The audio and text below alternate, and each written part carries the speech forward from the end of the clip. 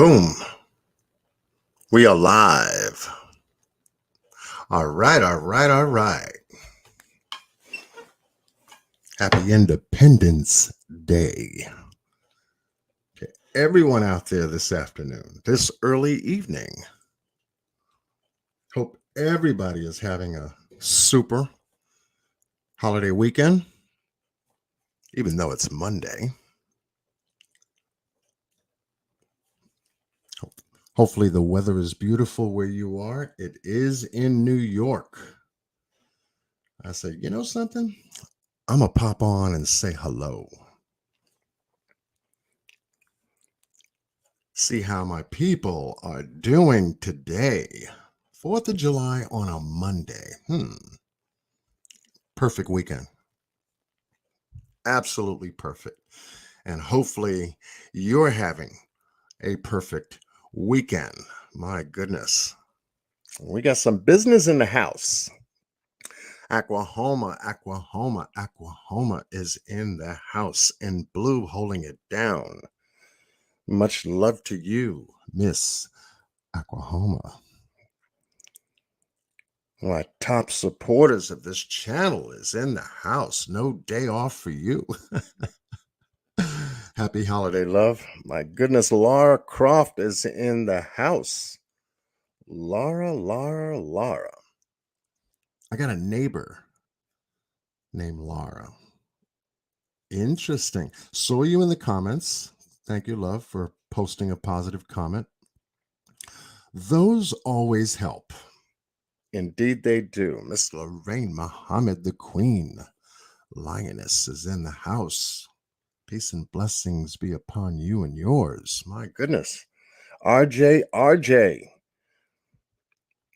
is in the house. I know we've been missing a connection. It's just been crazy on my side trying to handle this weekend holiday stuff going on. You know, it's like everybody needs your attention. And it's like, holy smoke.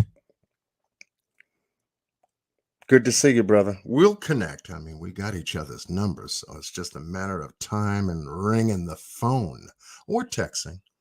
Either way, good to see you. Hopefully you are having a good weekend yourself. Karen Moffat is in the house. Hello, Karen. Happy Independence Day to you, too.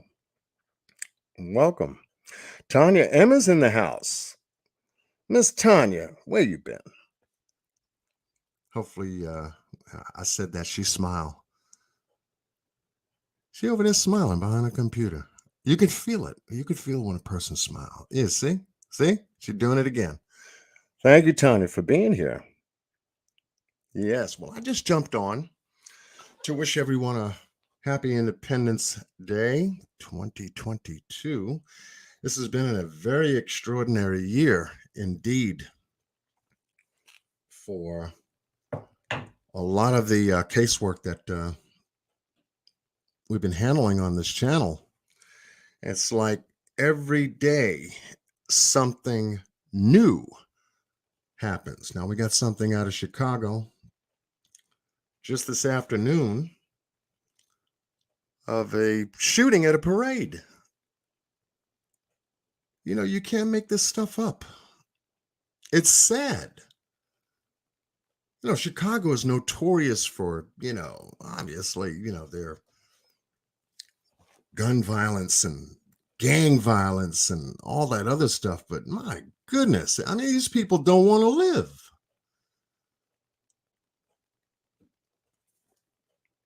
And you can't even go to a parade in Chicago on a holiday. People are out, they're enjoying the weather. They pass all that 19 stuff. You know what I'm talking about. And now you get a chance to go outside, be outdoors, been locked up all winter, and stuff like this happens. It's crazy, but it's happening. Information about the Uvalde, Texas shooting. That new information is coming out, and it gives me a headache to listen to it now on how unprepared that whole system over there was. The door's locked, but they don't secure, but they lock. And well, when you say locked, are they closed or is it lock, or you can't make up your mind what the door does? Even though, now check this out. And I went to, let me see, five-star hotels, Marriott. I mean, I can name a slew of them. We go to conferences and things of that nature. You do property management and um, things of that nature, housing counseling, loss mitigation, foreclosure prevention. We go to these hotels and we go to training, right? And when you check into the hotel, they give you the hotel key. That's a card. And you go to your room, whatever room that is, and you slip the card in the slot. And it's got these three lights, yellow, red, and green.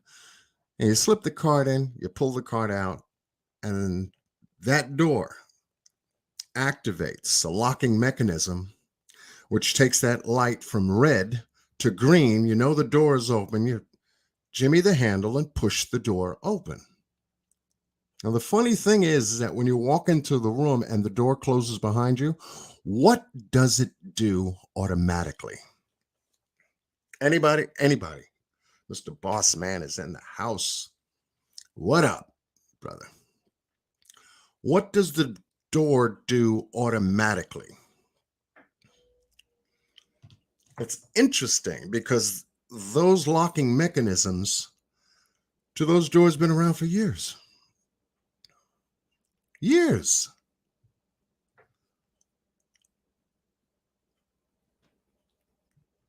And yet for schools, if hotels came up with a security mechanism to make sure that room doors lock, exit doors lock, you can't move around a hotel without that key in designated areas. And I'm sure any of you that has been to a hotel knows what I'm talking about. And you're talking about a highly accessible building called a five-star hotel. It'd be 46 stories high, all these damn rooms, all these keys. And guess what? Doors lock automatically. For what? Security. Libby Cats, how are you? They lock automatically. Why didn't they do that for schools? What is the problem with the public educational systems? Your child going to elementary school, middle school, even high school, shit. These doors should have been in place a long, long time ago. If it works good enough for the hotels, and obviously we ain't heard about no massive hotel blah blah going on, because the doors lock. That's why. And now we go to public schools where young children are, school teachers are, and they had a nerve to come and tell us that the outer door that got breached only locks from the outside, not the inside. The interior classroom school doors lock the same way. You can only get locked in from the outside. You can't lock those doors from the inside. So hence it tells me we had two school doors unlocked, unsecure, and unfettering access, which created that problem.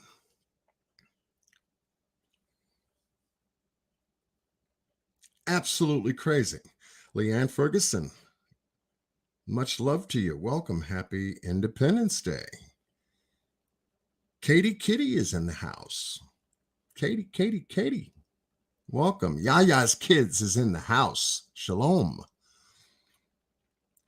Yaya's Kids is in the house. Hopefully everybody's having a great day. But I was just going over some notes, going over some news reviews. I said, let me jump on here, Independence Day, and spend a little time with my folks. Come to see me, check in with me, take good care of me. Thank you, Miss Jan, if you're in the house. I got your gift that you sent me before I came on. I was like, okay, she must know I'm coming on today. Marley 13 is in the house. Much love to you, Miss Marley 13. And thank you, Miss Marley, from the last live I did. I did get your gift too. Thank you. Y'all have just been so generous. Absolutely. Let me see what we got here. I'm going to do something new today. Our schools where I live lock automatically. Look at that. You're required to have a badge to enter. The office secretary has to let others in after she sees you on camera and asks your business there. I mean, simple.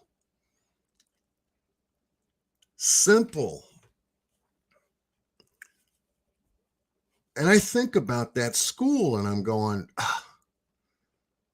what is up with these folks? And then the cops, every time you turn around, it's another story. And that the police chief don't want to talk.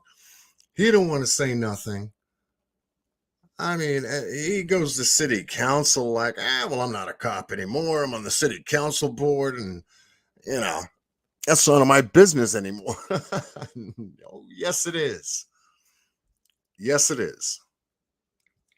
It's still your business, and you will be held responsible for that business on that day. Silly people. Miss Jan is in the house. Much love to you, Miss Jan. And yes, I got your gift too. My goodness. I love you guys. Honestly, I do. But yeah, the simple stuff is not being done. And you have to ask yourself, who's thinking up this stuff? What are people thinking about? Everybody wants you to be safe. We want you to be safe. We want you to be, that C-19 when that came around. Oh, everything was all about safe, and you couldn't even buy hand sanitizer, rubber gloves, toilet paper, paper towel. Okay. But everybody wants you to be safe. It's a shame that your kids are not even safe at school. I'm so scared to send my grandkids back after summer break. I hear you, Tanya. I mean, it's crazy. But you have to think about these things. In the 21st century, wow, man. I mean, it blows your mind when you can really think about these things. A major event like Uvalde, Texas happens, right?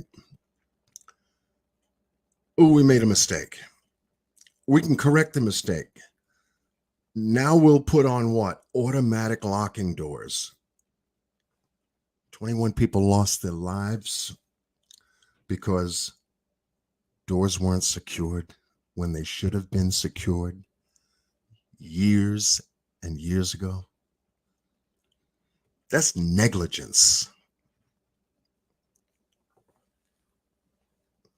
That is negligence. A school teacher had used a rock to jimmy the door open. Why would you want to use a rock to jimmy the door open when the damn door is not going to lock anyway? And I found that suspect when I heard it. And the guy walked into school anyway. Rock or no rock, he didn't need the rock. He opened that door and got in that school. That's what he did. That's exactly what he did.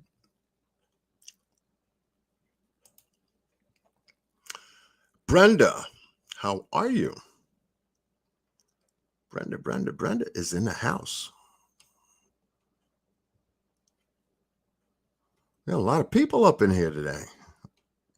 Uh, uh, uh, uh, uh. Oh, you're watching live footage of that right now, Mr. Bossman? Okay. Yeah, that was out in Chicago, Katie. Out in Chicago at a parade. Oh, yes, RJ. Yeah, we'll definitely do that. Definitely do that. Oh, well, thank you, Miss Jan Jan. I got much love for you and respect and all that good stuff that goes with it. Mm, mm, mm. I just thought Grenfell, a tower block that burned down in the UK. People were told to stay in their flats. They never came out alive. Mm, mm, mm. That's what I'm saying. That people giving the wrong information at the wrong place at the wrong time, talking to the wrong people and doing the wrong things. And people are dying. Now, I wouldn't be surprised, Miss Jan Jan. I would not be surprised. More security now will evolve from this. Passing gun laws as fast as we're breathing air. Oh, sign a bill quick, sign a bill quick. Because the first thing they did when they had a press conference and then the additional conferences that they had with the Senate and the assembly people and all those people in Texas, the state building, they tell you how poor they are. Well, we didn't have enough money for this, and that's why we had those stores. Oh, we didn't have enough funding for this, and that's why it was a security guard. He only had pepper spray. Or this, or some lame excuse. It was disgusting. I listened to that and I almost fell out of my chair. I said, "Oh, you got to be kidding me." And then when he tried to explain the door locking mechanism, and he lost me completely. So just tell him the damn door wasn't locked, period. It's supposed to lock, but I could show you over here. He was doing more of a sales presentation pitch than anything else. Reading off of a board. I mean, he was there. All these presentation boards flagging up and down in the room. And this woman, I don't know what her name was. I think it was one of the state representatives asked, well, what is your recommendation? I said, she had nerve to say, what are the police's recommendation based on their failure that day? Mind blowing.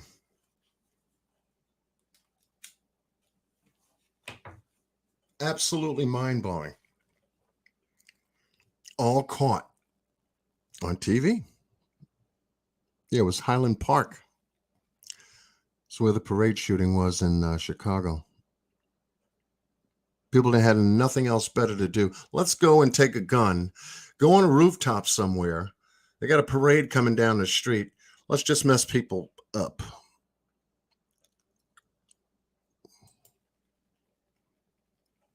Thank you, Katie.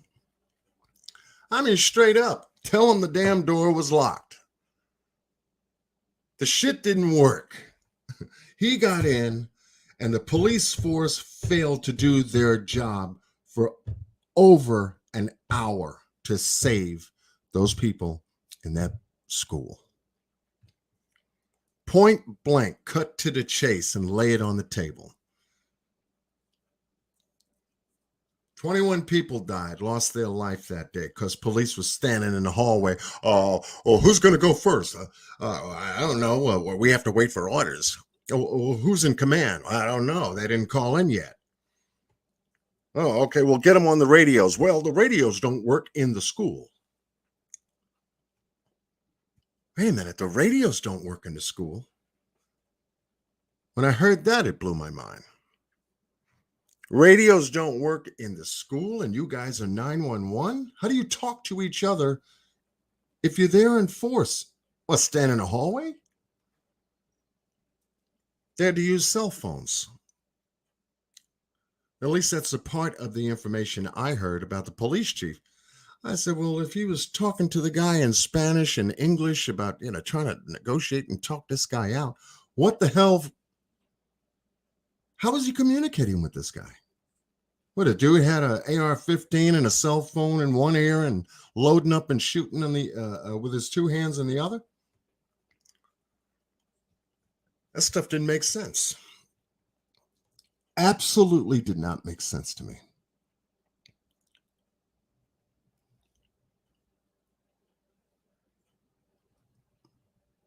Absolutely didn't make sense. Yeah, that's right, Katie. Lock the doors. This stuff happened a little after 11, almost 11:27. They got the time clock down. At 11:27, he did this. And 11:31, he did this. Got out the car, jumped the fence, started shooting at the building. Went this way, then came back down this way, and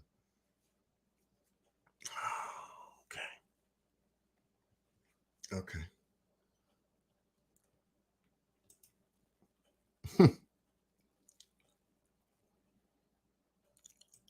It is. Not in Uvalde, Texas. I saw some of the photos of these cops lined up. They had ballistic shields. There was at least one there. And when the second team came in, 15 minutes later, they had two shields, ballistic shields, in the hallway. At 11:40, it's standing in the hallway. And then the stupid thing is that the police chief said that they needed keys. They were waiting for keys to unlock doors. What the hell was he talking about?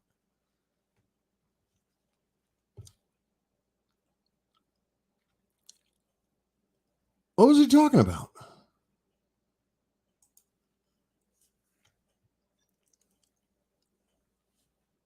He's trying to get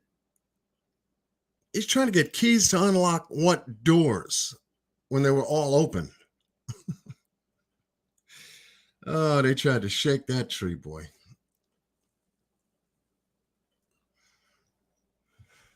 It's too much. It's too much.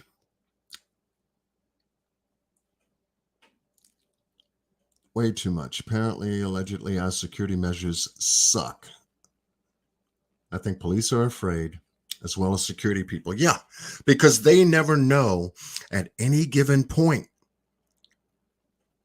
They never know at any given point who's going to step in the building with some kind of weapon.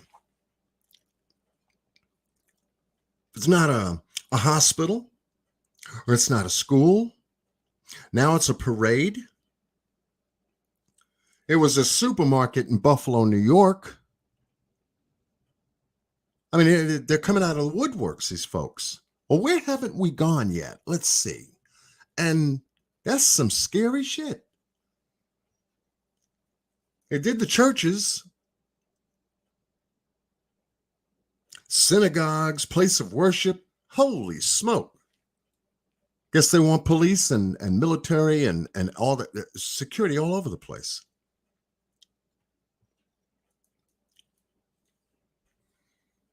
Unbelievable. And the criminals that facilitate these events, 18-year-old out of Buffalo, New York, gets his hand on an AR-15. Uvalde, Texas. This guy turns 18. He goes out and buys two of them. I was like scratching my head. How much are these damn guns? $10? Plus ammunition? 18 with a military grade weapon. Selling them like hotcakes. Anybody, first come, first serve. We'll throw in the first box of bullets for free. Kind of attitude. Giving them to kids.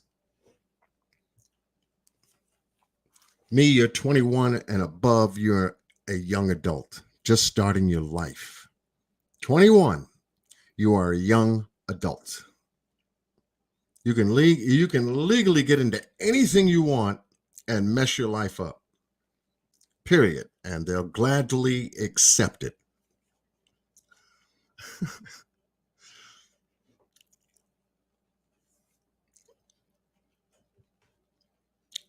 Crazy. So we have to be mindful everywhere we go, where we park our car, how far, did we lock our doors? And then you get your head's got to spin on your shoulders, 360 degrees looking at everybody that don't look right. And that's a sad way to live. It is a sad way to live. Celebration for today was due to the men with guns for the rights of others. Who thought today would be so disastrous? Yeah.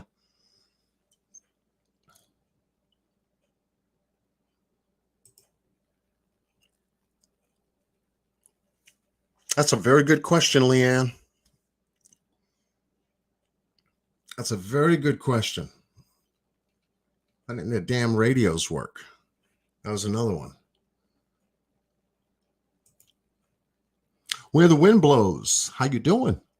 I refuse to watch all the news. What BS? Yeah, it's thick. David Dundee is in the house.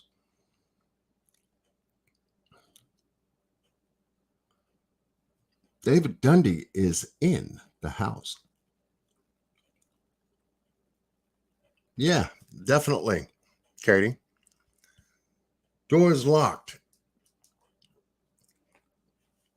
So if they use the same security measures for schools that they do for hotels, maybe they got a shot.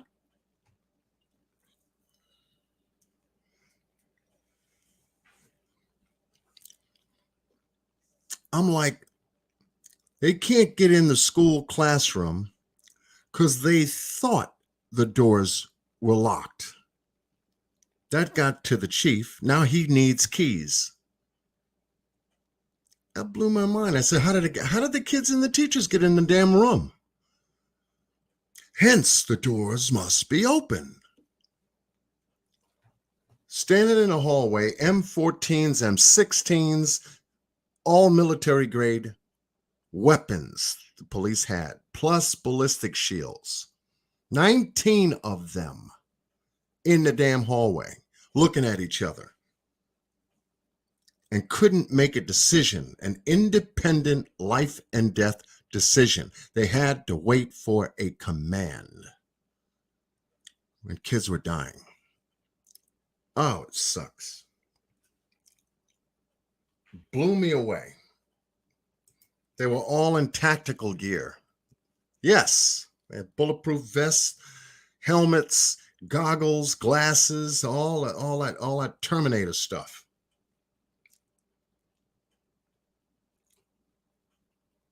Absolutely crazy. Absolutely. You're right. None of it does make sense. Always wait for the unexpected to happen, never being prepared for the unexpected to happen until it happens. And then they see how unprepared they really are. People lose their lives, and then now we got to sit around a table. We got to write a bill. Somebody's got to pay for this, right? Somebody's got to write up a tax bill. Hell, gas is as high as hell, and these people are still writing bills.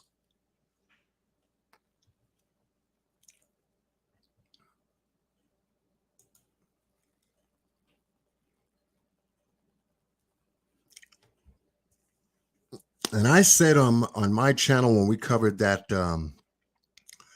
case, Uvalde case, RJ was there, Boss Blake was there. We were chopping it up, going back and forth. So you get two teams. You got an interior team. You already got 19 people out inside the building waiting for a command. You get a tactical team, 4 windows, 2 classrooms. Make him move. Find this dude and take him out. They could have caused an exterior distraction to make the guy move. You see it all the time in the movies. And the best guy that got the headshot, well, obviously takes him out.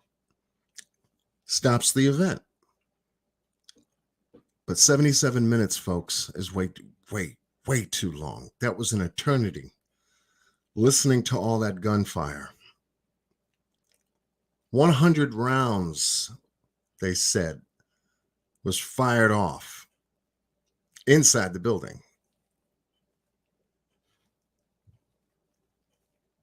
All by one shooter.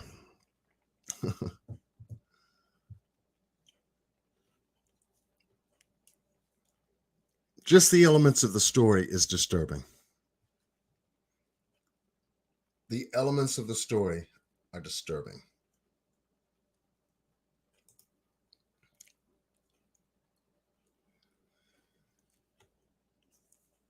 Yeah, it's a tough job. What do I get? $27,000, $34,000 a year to put on 95 pounds of war equipment, radios, handcuffs, bullets, mace, tasers, sidearm. I was just joking with Boss Blake on the phone. I said, they used to carry nightsticks. Nightsticks, handcuffs, 38 revolvers, bullets on their utility belts. Used to wear the octagon hats with the shield on top of them. Walking the streets, swinging a nightstick. That was the cops then.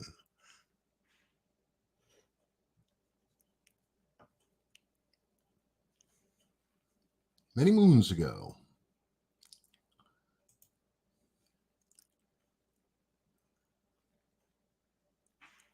No, that's right. They had a big opportunity, a very big one.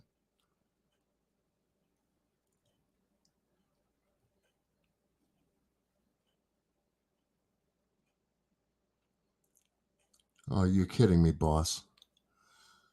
They say officers wanted to go home to their families. Hell, the kids did too.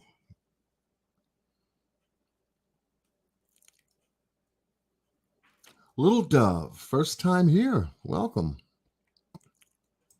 Thank you for joining us. We're just having a chat about some of the cases that I covered here on the channel, and it's just reviewing this stuff. Oh, Summer Wells. Oh man, I can't even tell that case. What happened? There's a 5-year-old that went missing June 15th, 2021. It's been a little over a year. And where's this story today?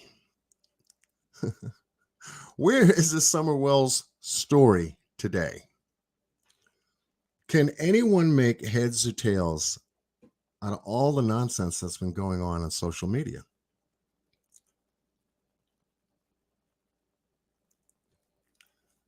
You got a lot of channels out there still covering the Summer Wells case like if it happened yesterday.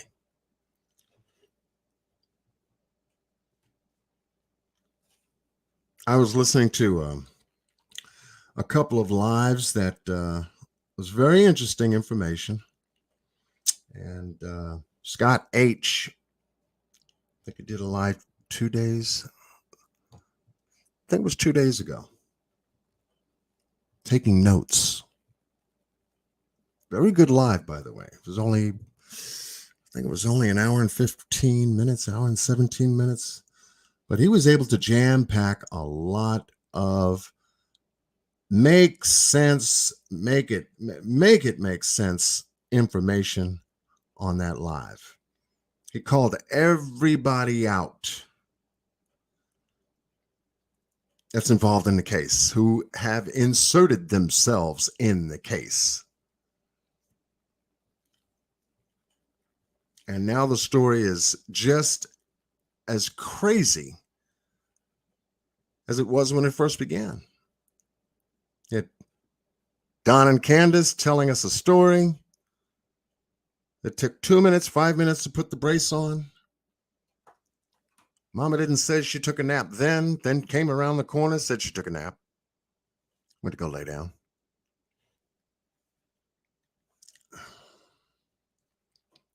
That story didn't work.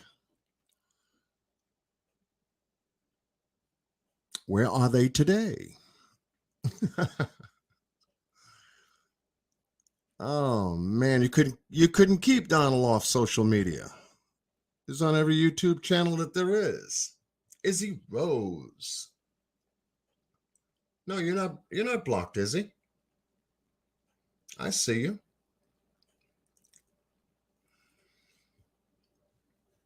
You are not blocked. Only the bad ones get blocked. The ones that leave just crazy comments. We don't get too much of that in here anyway. They don't like John Q. That's good. I didn't ask to be liked. I'm not here to be liked by everybody. Damn, we got the whole world. I got 22 people in here. I am blessed. I'm blessed. I don't need 1,000, 2,000, all the crazy numbers, and you can't even take time to read the damn chat.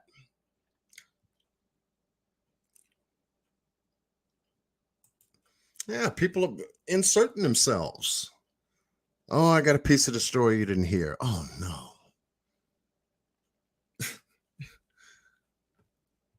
Unbelievable. Unbelievable. And the same person that was on the panel during the marathon that sat so quietly for at least 3 to 4 of them that they were on the panel. 2 of them was on my channel. 1 of them was on Q's channel. The other one was on Scott's channel, if I can remember. Sitting in the corner, nice and quiet, telling a story about DV. Miss Q did something very special for this woman during the marathon. And now that got flipped inside out. Flipped inside out. Now we're called every name in the book.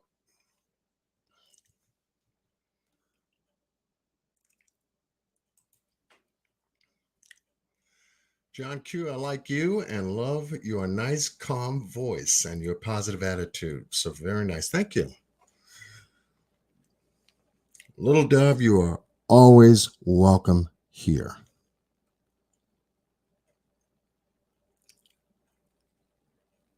Always. Yeah, she got trashed. Miss Q got trashed.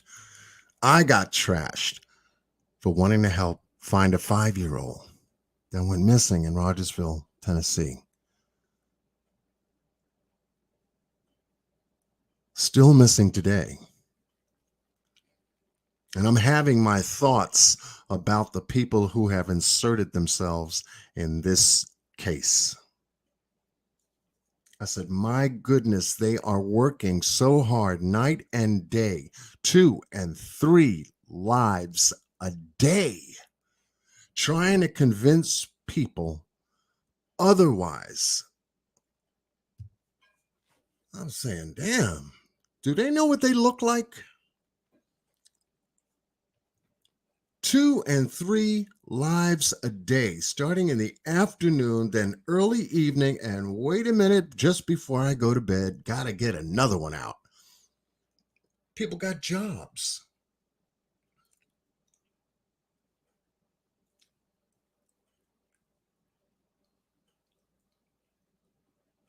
People got jobs. I said, here it is, the summertime.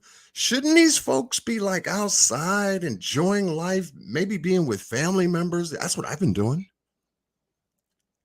That's what I've been doing. I cannot live my life on frickin' YouTube. I share my work that I do on YouTube, but these folks pulled the bed and the kitchen and damn, the bathroom sink and everything into YouTube. Bloodshot, red eyes, still sitting up there. I was like, oh man. I must have snorted a half a gram of coke. It's just me, thinking about it. Who spends that much time? Wait a minute. Who spends that much time? Why would you spend that much time? Are you lonely tonight? That could be part of it. Are the kids asleep? Or are you telling them to get out of the refrigerator? Go in the room. Can't you see I'm live? I'm busy right now. Hush, go sit down.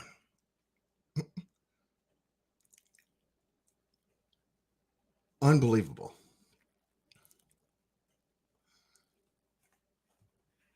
Unbelievable. So here's what we're gonna do. I've warmed the chat room up. We got the channel nice and warm. I'm gonna drop the link in here. Anybody wants to come up, you come on up, say hello, happy Independence Day, and give us your thoughts. Give us your thoughts. This is a chat today. Talk about anything. We can go around Summer Wells. We could talk about that. We could talk about Buffalo, New York. We could talk about Uvalde, Texas. We could talk about Jermaine Covington. We could talk about Daniel Robinson. We could chop it up.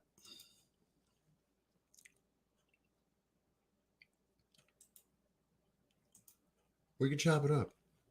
I didn't come up here just to talk for Lord knows how long, how many hours, and all this other stuff. And I love to interact. And it's okay for the first time, if you want to come up for the first time and share some of your thoughts, please.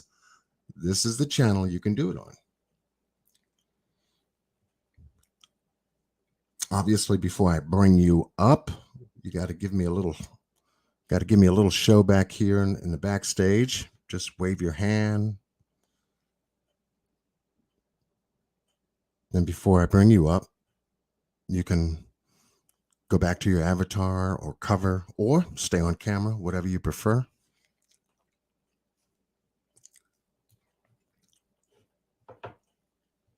Because that's how we do it. All right, the link is in the chat room. We can take care of some business while we're here. So we got 6:47 New York time. It's wonderful outside. 82 degrees. Beautiful. And I get on here and then they start shooting the fireworks and it'll be too loud for me to stay live. The bum bum bum bum bum bum bum bum bum bum bum, and they were shooting them last night like crazy. I said, well, they're getting an early start.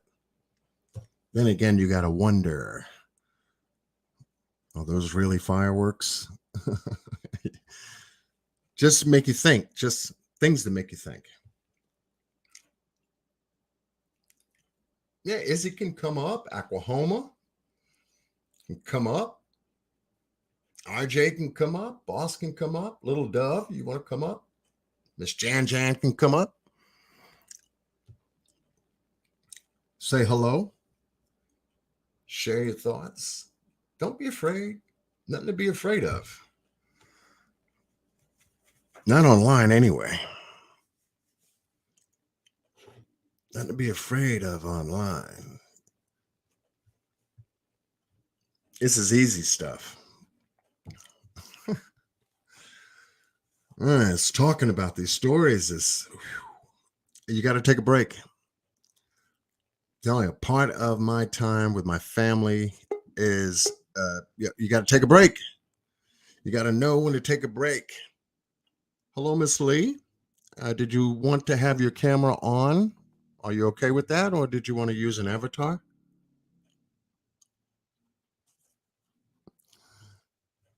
You're going to be fine. You're okay, Miss Lee? I guess so. I mean, I see you looking all pretty. I'm going to bring on Miss Lee. Hello. Hello. How are you? How are you doing? I am good. I am good. How are things with you? Oh, pretty good. I'm gonna spend some more time with my family here in a little bit. I just saw you went on, and I was gonna say hi and hi to everybody and chat. Well, that's great. I'm glad you're able to decide to jump up. You can inspire other people to jump up. Thank you. And we got RJ. RJ, boom, he's up in the house. There we go. See, we're warming Hello, up. hello. What's up, brother? Not much. How are you, John? I How's am- the fourth for you? Yes, happy 4th to you and Miss Lee. Happy 4th to you. Did you cook today? No, No. Miss Lee, did you cook today? Are you having a Yeah. barbecue? What'd you make? Hamburgers and hot dogs and all that stuff, and macaroni, potato salad, that kind of stuff. I'll be over the house in 10 minutes. Okay, Yeah. I'm on my way. Yeah, we just had dinner, and I was like, oh man, I'm getting sleepy because we had dinner. So You got the itis. You got yeah. the itis. yeah, single person issues. Just going to reheat some food I made the other day. Getting over a stomach bug, so not going to eat very heavy today. Okay. that's been going around really bad around here. I know what the cause of mine was. Shouldn't have ate something that I questioned whether or not wasn't good. It wasn't any sort of I did it to myself type of deal. Playing chicken with your food. Sour cream. Oh, no. Yeah. It looked good. It smelled fine, and yeah, it wasn't good. Oh no. Oh man. Well, I hope you feel better. Oh, I am. Shake it loose. You know how to do it. Shake it loose. Oh yeah. Perfect timing. 3-day weekend, Yeah. Oh my goodness. So yeah, I mean, I was on for a little bit. I was just breaking down a couple of the stories that we were covering on the case, and whether it be Summer Wells or whether it be Buffalo, New York, or whether it be Uvalde, Texas, or whether it be the Jermaine Covington. Yeah. We got to sit down and have a conversation. This is on a couple other cases that we've been talking about and kicking around in the background. But you, me, and Bossman got to sit down and talk because there's some stuff going on. Miss Jan. Hey, John. Hey, love. How you doing? I'm doing good. Sitting outside, enjoying the air. There you go. I see you got your shades on, looking all cool. And yeah. Look out now. Happy me. What's the temperature out there where you are? I'm in Connecticut, so I don't know. It's about 80. 80, okay. We got 82 here in New York. Yeah, so we're we're lucky. we're always like 10 degrees different than New York because I'm up in Litchfield County. Right. So I'm more northwest Connecticut. Oh, okay. Yeah. Well, I see where you are out there. It looks lovely out there. It's very pretty. Yeah. The Litchfield Hills are really pretty. Yeah, well, definitely upstate New York. We've got these rolling hills, and they're not like Tennessee hollers, though. No, we have valleys. I don't think anything's like Tennessee. Hollers. No. A whole totally different breed of people. Yeah. Yes, definitely not like Tennessee hollers. Those hollers are like, forget about it. John, are you trying to get me to talk about Summer Wells and what's happened in the past 72 hours? No, I wouldn't think of it. Because I could really give you some information that Whatever gave you that idea? I don't think of it. My goodness.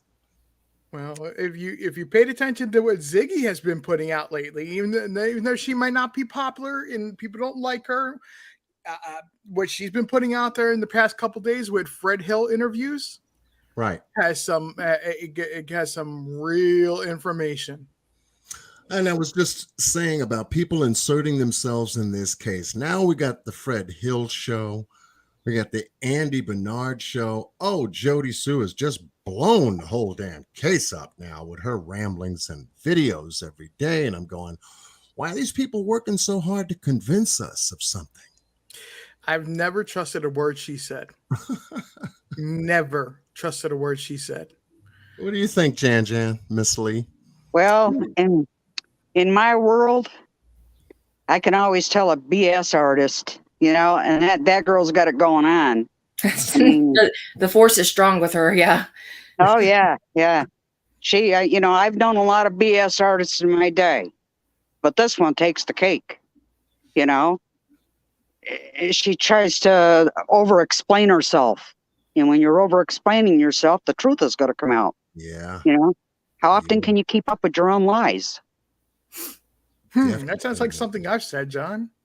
Yeah, definitely. I mean, when you start to look at it on a consistent basis and start to hear it on a consistent basis, the congruency starts to fall in place. You've got to say, well, yeah, that makes more sense than what was said before. I think should have. Sorry. Closer. Yeah, no, go ahead. I was going to say, this has been a very frustrating issue for me because I went on very early on because I had discovered Jody Sue's background, that there was more than what was in the court documents. Like, that's not, there was something on Been Verified, and it's been since taken down since I went on Cry My Mama and explained what I found. And it's not you won't see it in the actual court. What do you call it? When you go to the court, like case.net or the different stuff that they have for different states, Right. You won't see it reflected there. And that was fairly early on. And I've been so frustrated because it was a very large charge to do with drugs. And it's okay. So I know exactly what you're talking about, and I can actually tell you 110% it's legitimate. Oh, I know it is. I have copies of it. The TCA code, which is Tennessee Criminal, I don't remember what the A means, but it's a term, the Tennessee Criminal Codes. She actually was caught cooking and dealing meth. Oh, but it was charged as the ones that I saw that weren't reflected in like case.net. I can't remember what it's called out through Tennessee right now because I have a bad memory. And so I have to write everything down. I still have notes and everything, but I did that early on, and I went on and told people about it. And I was like, listen, people, this is a pretty serious woman as far as like the things that she says in those videos and her history with, like, it wasn't even a small amount. It was, do you remember how much the amount was? It was like, 10. So, and then there's like 4 different amounts, and it was large amounts of whatever it was. Right. It was meth. I can 100% tell you it was meth. Yeah. You don't have to guess around it. It was meth. You're not going to go anything wrong. And the reason I can 100% tell you is the one charge that she had was for a Tennessee, the only state that has it, was a methamphetamine level 2 substance controlled charge. And the amount that she had automatically applied the dealing. Yes. Well, I mean, you can't say it's for personal use. I mean, with that much, you know what I mean? There's no way somebody's gonna, you know what I mean? But anyways, so when I went on there, it took a lot of, I mean, I'm not uncomfortable with public speaking or whatever, but it took a lot of, because I want support when I go up and reveal my information, and people weren't doing that. Like, if I was speaking out about Jody Sue, nobody was listening. Like, nobody. I'm well aware. Yeah. Nobody I mean, nobody has listened about Jody Sue Brown, and I have been saying from the beginning she's not somebody to believe anything she says. And here's the problem: is that you put everything that anybody has said from Ben Hill Road, and I mean Don Wells, Candace Wells, Grandma, and Jody Sue Brown. You put all their stories together, and what it amounts to is just mass chaos, that they have gone and said so many lies and so much misinformation that at this point, if they were ever to tell the truth, you're not going to believe them anyway. I mean, I don't see how anybody would. Oh, you look at all their records. I mean, that's a statement in itself. Well, that's what I was trying to get at, was that, like, it's not like, and I'm not trying to make like aspersions or judgments on people with a history or anything like that. I'm not trying to be that way. But I do think with something as important of a charge as that was, and then people were like defending her like crazy. And so at the time, I just was like, I remember kind of keeping my cool, and like somebody was defending her in comments, and I was like, because I wouldn't have gone on and presented what I found if I wasn't absolutely sure, because I have the belief that's what I used to do, and I'm not gonna I don't want to ever put something out that's not true. Right. And plus I just think that's BS to go on. Like, YouTube is YouTube, but it's still it's a public platform, and it's still something that influences people, and I believe in, that's what I believe in, what to do. So, but I've been very frustrated, because whatever the level of involvement with Jody Sue or Andy, they were allowed, it went on for too long. People, they had to have known, come on. I am not the brightest person. I'm not the brightest bulb in the box. And day two, I'm like, come on, people. Like, and something's wrong when people would defend this person who says that they're going in the woods to protest. I've never heard that. I've never heard of a protest of KKK. Yeah, you know what I truly think? You know what I truly think about Jody Sue Brown? And this is just my personal opinion from what I've heard her say and, talk about. It seems to me like she's a white supremacist. I mean, No. going out into the woods and shit, and she don't like Yankees, and she don't like this, and she don't like that. That's the way I see her. That's Maybe what she's the not, language. That's literally like, and at that same time, she was talking about ICE. Like, she said ICE, and they handle certain. I did a whole thing in comment section. People are like, stop sending us essays, okay? It's like comment section, Leanne. You don't have to submit a. Anyways, they handle certain things. So why would she be aware of ICE and where they were? And how stupid do you think I have to believe that you're going to go protest in the woods? Don't wear any perfume, because somehow that's going to.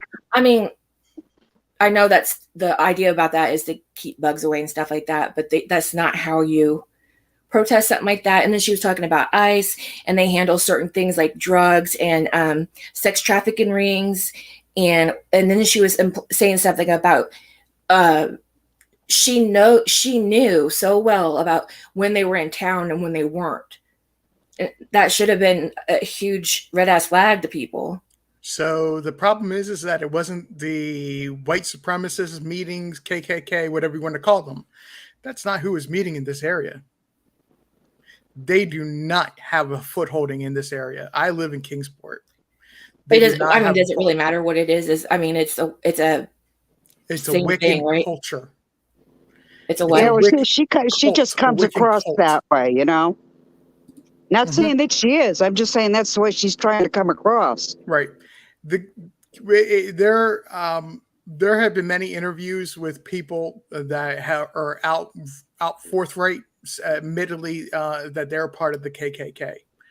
And the time frame that she talks about, they will come out and say that there's no way they were not anywhere near the Tri-Cities area. There was no meeting. What it is that this area actually has a Wiccan cult following. And right. they are the ones that will hold the meetings in the woods, and they will be the ones that have those demands.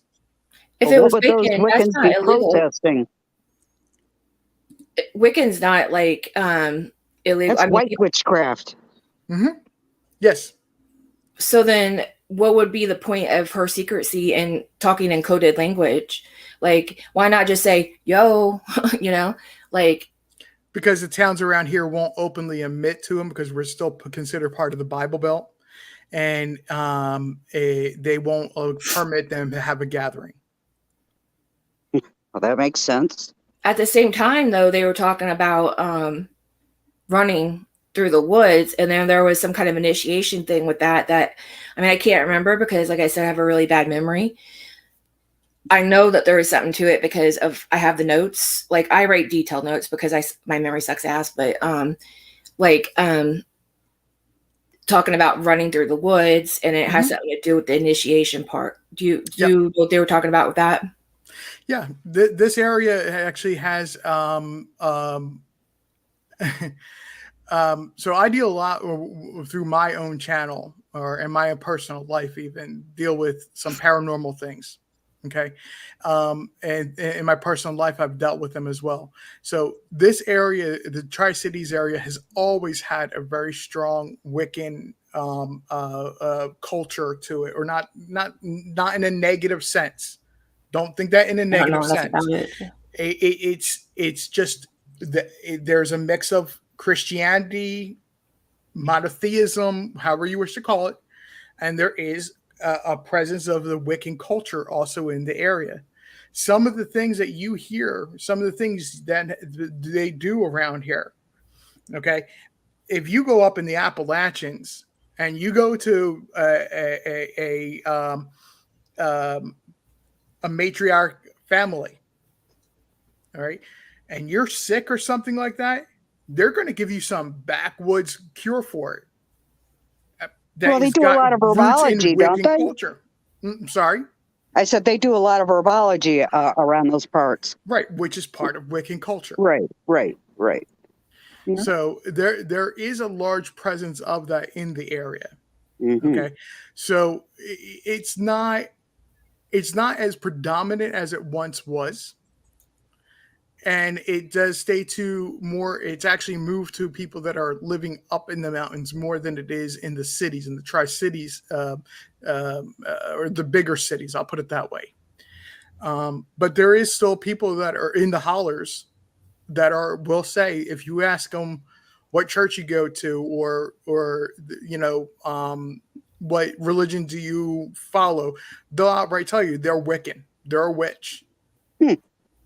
Well, do you know why she was speaking of ICE and talking about basically? Yeah, I have no idea what she has to do with immigration.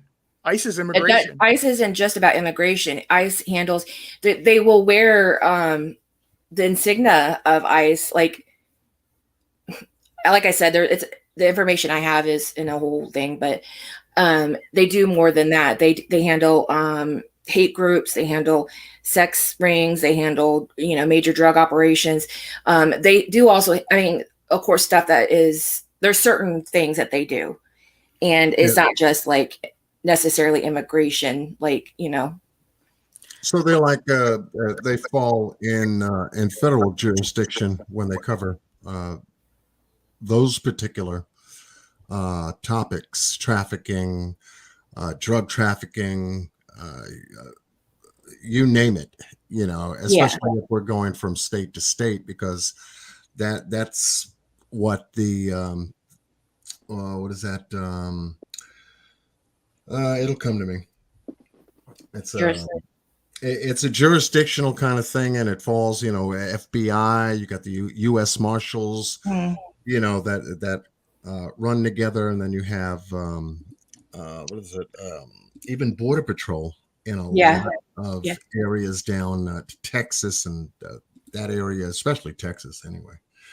But I go back over this story, and I said, well, I listened to Donald, and he talked about, the drug dealers down the street, and and I said, well, at least we know who the drug dealers are now. Mhm.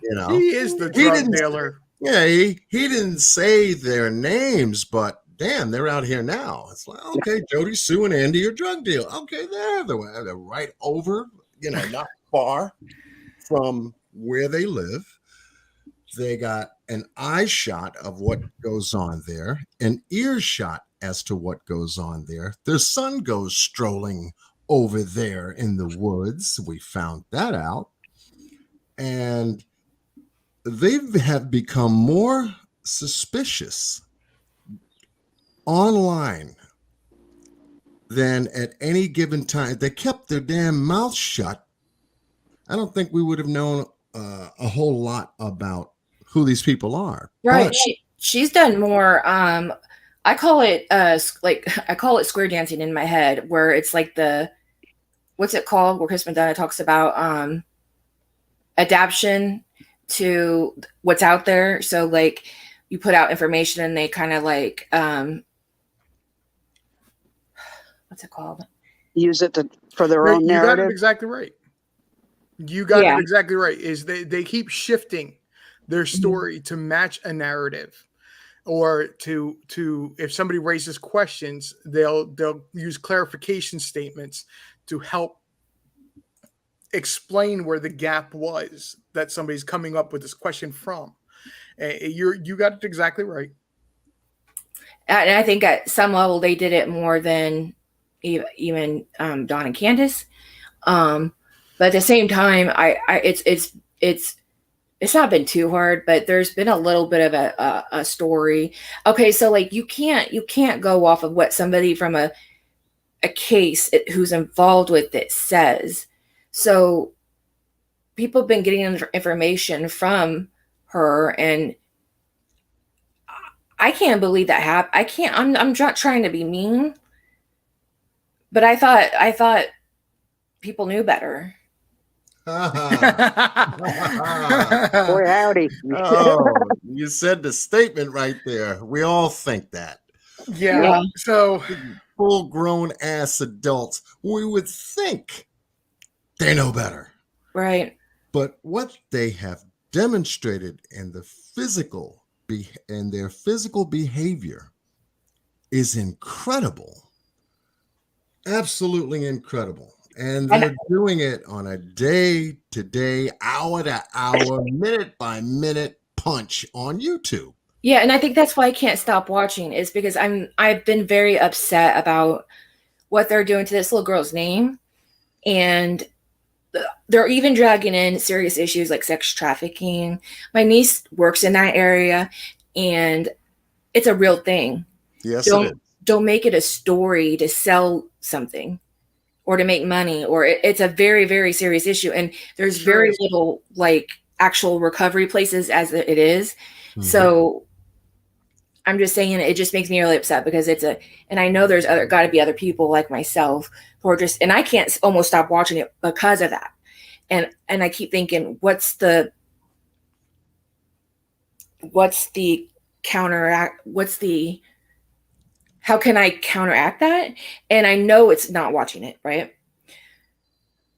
But I can't stop because it's a child. You give yourself credit that this is a story about a child that has gone missing and potentially has lost her life because of irresponsibility of the parents and the choices that they have made. it's unnatural for a child to ever lose their life or their life expectancy to be less than what the parents is. So it's a very tragic story, and I don't want to say it suckers you in, because that sounds like the parents did it, as far as drew you in, but just the tragedy of a child being potentially losing their life. Yeah. And all the drama and everything that the parents have done to not aid the investigation or aid them searching for this child, Summer, has made it a larger story. So don't fault yourself for that. That's part of it is I'm taking names and taking notes, because somebody might not be coming back to get justice for Summer as far as what's happening here. Not here, but like in the YouTube sphere. But I'm sure taking notes, and I'll be handling it one way or another, because this can't be happening on these kind of things. This isn't, we all know this thing is affected, and political stuff, blah blah blah blah blah blah blah blah, right? But there's got to be some lines, right? Some, I mean, like, God tell me, there's got to be some lines, right? Yeah. Well, I know personally that with my, especially having, John knows this, so it's not any surprise to him or anybody else. On my channel, I've transitioned away from as focused on Summer Wells as I had been. And you have to make that choice at some point, that you realize that all of this that's being said is nothing but distraction. Yeah. And you have to divert your attention for your own health, your own mental sake. It's not, the way I explained it on my live when I said this, and this was right after June, it was just June 16th that I really explained it. We're not, on my channel, we're not saying goodbye to Summer Wells, but there's also other stories, other children, other crimes that need to have their story told. And that's where we need to start refocusing. Right. And that's leads me to something else real quick. I just wanted to, I'm sorry. But okay, so there's been this Dylan Rounds case. And I really hope they find him. I know his parents really miss him. But I've been really frustrated because his parents have gotten so much help that Mr. Robinson would have only have been so happy to get. And I'm just frustrated with like people not seeing that. And I've not known how to say that in comments without coming off as a total, thing that rhymes with itch. So you mean the other name for a female dog? Yeah. Well, yeah. Yeah, that's it. That's the one. I mean, like, has anybody else? I mean, like, I just like, I understand that be my son. I'd, be doing that too. Oh, yeah. Well, there's other things you can be doing. I tune into different cases, and I don't surround myself with just Summer Wells. Oh, yeah. Like Daniel Robinson. I have so much respect for David. And, there's a few other, it's just a sad circle of life. And can we stop it? I don't think so. I don't think so. Oh. It's going to go on and on and on and on, like it has for centuries and centuries before that. It's just that it's so much more out in the media now. That we didn't hear about this kind of stuff when we were kids. Now all of a sudden we're hearing, it's like, wow, the world's blowing up. It's what it feels like. The devil is downtown. The thing is, you don't have to watch all 8 hours of a thing, because these people are a pattern, right? And so I don't really watch all that, but I do keep track of, like, I mean, I know what's going on, right? It's a wash, rinse, repeat. And it gets frustrating. Yeah. Well, it's like this. beginning of June, the people on my channel that tune in, and my channel's still growing. Every channel still grows, but I'm still basically in infancy stages of a channel. I don't have quite 20 videos yet. That's how small my channel is. The thing of it is that you got to find that balance. Like I was saying, you got to find the balance of your own mental health. Right now, I'm following 4 different cases. Do all of them? When I sit down and look at it, ever make it to a video? No. Some of them I'm keeping an eye on it, and if it gets to the point where I think it needs to start being talked about, that that national media is not focusing on, that I think is a huge story, then yeah, I start talking about it. It's like right now I'm still watching Uvalde. I'm still watching. I'm now paying attention to what happened at Highland Park, and I was researching that as John began his night tonight. Because right before John came on, they actually released the identity of the shooter. So I was researching who that person is, and there of course there's Summer Wells. I'm also watching Dylan, and then there's a story of a little girl, 16-year-old girl, and I'm drawing a mental blank on her name. That Boss Man Blake brought to my attention earlier this week from Georgia, that I'm going to be revisiting, because there is a lot to go over in that. The old saying, the fish in Denmark don't smell right. It's looking this way with this little girl from Georgia. Yeah. And all right, John, I'm going to jump down back into chat. Okay. But it was nice being on panel. Oh, it was wonderful having you. And nice talking to everybody else that was on panel. You too. Sorry I talk so much. That's all right. Happy 4th of July, everybody. Yes, and happy 4th to you. And yes, thank happy you 4th once again for your loving, kind gifts. It keeps me strong, and it keeps me focused. That's one of the creator going. Yeah, definitely. Because working on these stories, the way I do, it's not just a flash and then I'm off running in a different direction tomorrow. Right. And so on and so on. I'm going to take a look at a case story, especially, for the folks that send me emails, for me to look at something that's in relationship to either a case I'm working or something I need to take a look at and get ready to do. So I'm still working on the Daniel Robinson case. In fact, I spoke with David just a few days ago. He's doing great. He's with the family back home. Once he gets back out to Buckeye, Arizona, him and I are going to hook up. We're going to do an update on a lot of what has been happening with the police department, with the foundation for Daniel. There's a lot of information he's going to be able to share with us and everything else like that. Sometimes good things do take time. Yeah. And that's pretty much what I try to do whenever I do casework. I'm going to take my time. I'm not rushing. I want to know what the facts are, get some detailed information. And if I can have a person that is directly involved with the case, like Jermaine Covington, we had his wife. I'll see you in chat, John. Yeah.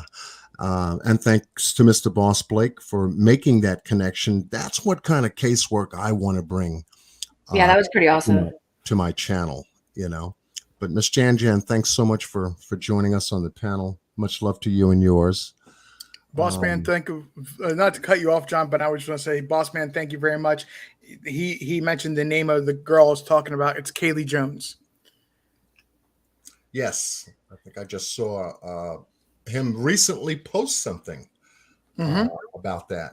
Yeah, so it's different, in terms of perspective. I said, I don't want to be like this channel. I don't want to be like this channel. I'm going to do it this way.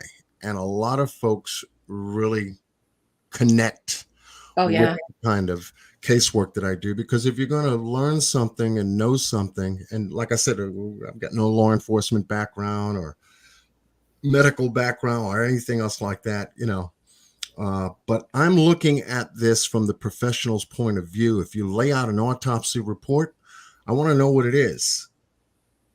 I don't necessarily have to be a professional to read and try to understand an autopsy report. If there's a word in there I don't understand, I'll Google it. Okay, it's medically, it's saying that. Okay, got it. And then I'll go ahead and continue researching if it's an autopsy, toxicology, if it's a crime scene that needs to be reviewed, broken down, items of evidence. I'm going to look at these things and then say, okay, I see how this came about. I'm ready to go live and bring it to my audience. And that's why John Q is not on every day, 3 times a day, 7 days a week. And I got flying different colors in my room with numbers attached to them. And, I'm staying up all crazy hours of the night into the So you don't really have a map room? Crazy, huh? So you don't really have a map room? Yeah. I definitely have a map room. When I start working maps, they take a little bit longer because the more detailed I'm trying to get a handle on. Like the Summer Wells case. I don't know a damn thing about Rogersville, Tennessee. I'm in New York. Right. So, but I had to go there and start taking a look at, okay, here's where she was last seen at that 110 Ben Hill Road. Now, how far could she have gotten? And then I'm looking all over the place. Neighbors here, Beach Creek here, across the street here, Simpson Loop here. Okay, Ben Hill here. And then we get back into Limestone Branch. It becomes more private. The holler gets thicker. Okay, and then Donald takes us on this Chimney Top Loop run. And I said, okay, he's thinking somebody took his girl over the mountain and through the woods. And it wasn't going to grandma's house because she's going to trailer at the house, So I said, okay, well, let's take a look at Chimney Top Loop. Find out why Donald wants us to take a look at that. Why did he think someone took Summer there? Until I found that huge 221.8 acre land parcel under one owner. I said, damn, that's dense, undeveloped. You got electrical wires out there. No one really belongs out there. And I started looking into various different areas until I found the church. The church had a cemetery. So, oh my God, that's creepy. All the way in the back. There's no lights out there on the highway. I said, it's a great hiding place if you would stash something to hide. And I kept it on the table. I'm still reviewing certain pieces of information and residents in that area, connecting names that may know Don and Candace or Jody Sue Brown or Andy Bernard or any one of these characters. Yeah. Because they're all interlinked. Yeah. Out there. Those people know each other out there. Oh, yeah, they do. Do you know what the chimney, what is it called? Chimney top or chimney loop? Chimney loop top? Chimney Top Loop? Yeah. Trust fund that Michelle Walks posted. Do you know what that's in regards to? Michelle Walks. Love her channel. Yeah. She did. She also covered a piece of information concerning Chimney Top Loop, gave me a compliment for doing so. Yes, it needs to be searched. Are there RSOs out there? Answer, yes. They're all over the place. They're around the corner from 110 Ben Hill Road, for crying out loud. Says, oh, how many this way? How many that way? Oh, okay. And who's related to who? You got the Lights. You got the Morlocks. You got the... wait a minute. The Lights. The Bernards. You got them all over the place. But the Chimney Top Loop or Loop, whatever you call it, that trust fund is attached to somebody in Florida. Yes. And there's something weird about it because it's either they done it in a way where it's a front. Yeah. Uh-huh. You did Okay, your so I'm research. not alone in thinking that. All right. Good for you. Good for Yeah. you, Lee. Yeah, Okay, you start to do research and start to take a look at, why is this person who owns a huge parcel like that in yes. Florida Okay. running it under a trust fund? Yeah. You Yeah. know, That's and really now, scary. now you begin to take a look at the intricacies of possibly Yeah. this is another area of how these people are handling their money and their real estate holdings. That's not Hawkins County back there. No, it's Green. It's Greene County, actually. Washington. What's that? It's Washington.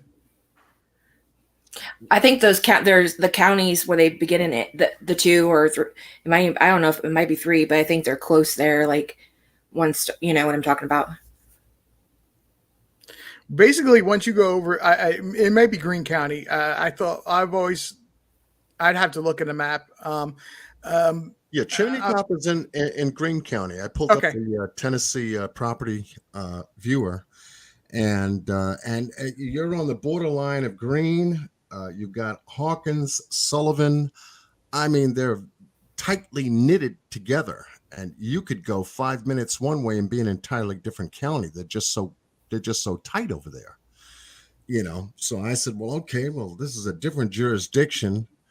I'm trying to figure out how Donald actually got there up until he made that right-hand turn. I said, where on earth could he have made that right-hand turn? It was Horton Highway that connected to Chimney Top. Chimney Top runs a big horseshoe all around till you get to the other side of that same 221.8 acre parcel.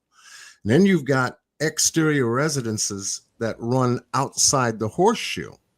And there are about 4 names, more so near the church where we went. And then as you're looping around to come out of Chimney Top, there are a couple of names there that's suspect to me. And then you get to that corner house that looked like an abandoned house on Google Maps, recorded 2021. And then if you take a look at it from Horton Highway, turn around and take a look at that same house, it looks like I think Scott E. Skulls said that there is perhaps some kind of drug activity on that residence. And I'm saying, okay, I'll mark that down and study how many vehicles. There were about 4 vehicles that sit out on the side of that property. But once again, no windows, and were boarded up all around the property. So I said, that and foil works for the same thing. So yeah. So I said, well, if they're using that as a cooking house, it's a possibility, but they exist. And that area is a hot area, and it's still on my book, still on the table. They do need to search there. But here's what we get from Pruitt and, of course, Sheriff Lawson. John, you're being asked a question that's actually a really good question. And I'm going to say we have to tread lightly. What's the question? Somebody's asking me a question? Yes. Well, they're asking the panel, I guess, more so than anything. It's Katie. Isn't the trust for Bernard property? And I'm going to answer or give you my answer is that we have to tread very lightly. Isn't the trust for Bernard property? Go ahead. Yeah, we'll tread lightly, because if we need to go any further and dig, we can do the research to make the connections, though. But go ahead. I'm just saying sometimes it looks like one thing, but you have to look past it. You have to you could put any name on something. You have to look past into that to see who actually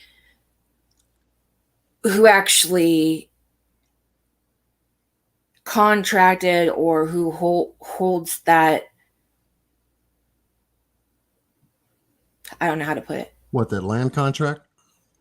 Like with the way that's arranged through the courts or the lawyer, that trust they would have had it done a certain way, and you could put anybody's name there. You could put it's anything there, but who actually, I'm really bad at coded language. I just really just say what I think. Do you know what I mean? Yeah, I'm kind of getting a feeling of the direction and the content of where you're going with it. Yeah. And once again, RJ is right. You know, when we start to look at specifics, this is where obviously we have to be careful with the content that we do put out. Yeah.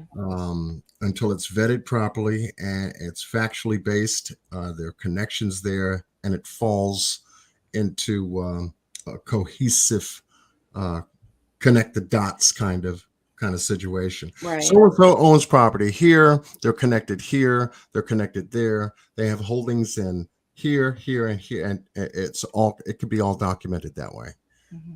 And this way and there's some information you honestly can't get without having to go to certain links to do that. So to pay for stuff, you know.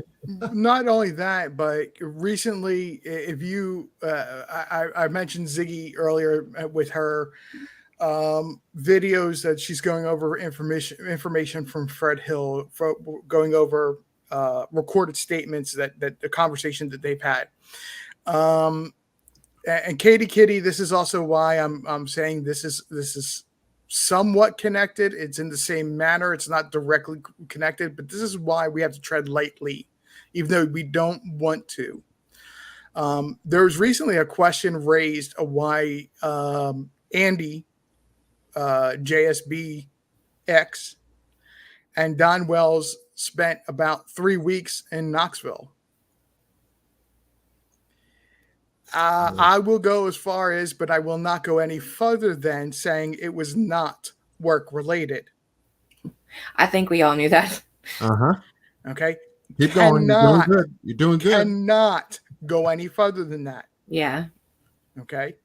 I don't know the full details. I just know that it's not a safe area to go into any further than that.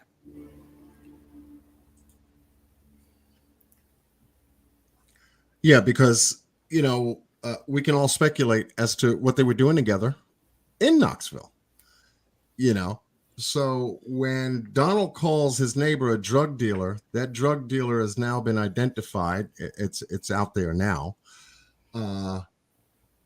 And that's what these folks do.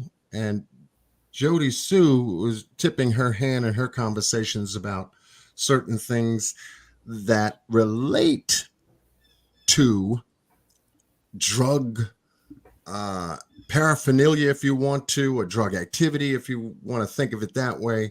And then you start to say, okay, well, those are the drug dealers. Donald went to Knoxville with Andy, and it wasn't work related. What could they have been doing out in Knoxville at that time? You see, so it becomes a dark matter, if you will, and we can all speculate as to what it is that they were doing, like under the table kind of stuff. Yeah, you know. Well, if you something I haven't done yet, but I don't really know if it would be worth anything, but I know I use what's those things you put paper in, and it's like paper protectors, sheet protectors, and I when I'm trying to figure something out or imagine something, I'll like use the markers that you can erase, and so it allows me to like make a map and then add on to it for like different. Does that make sense?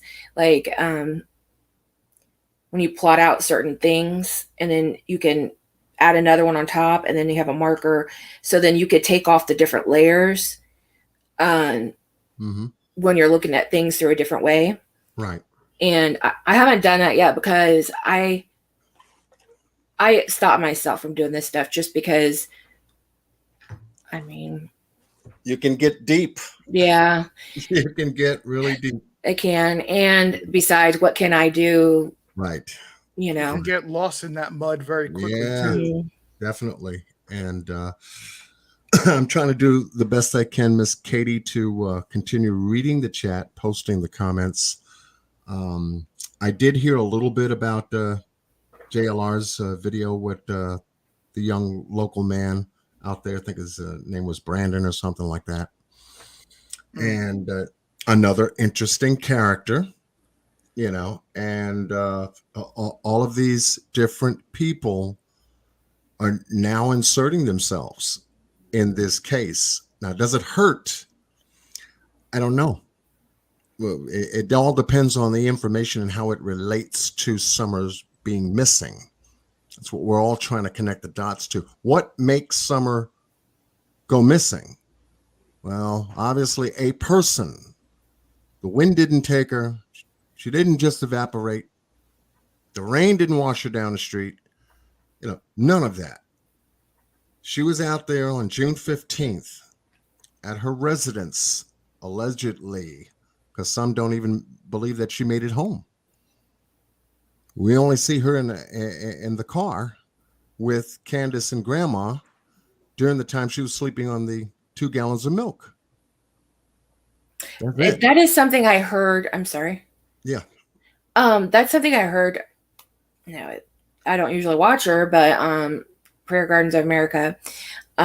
She said something about they have Candace on camera, putting the milk jugs in the car. Have you heard that?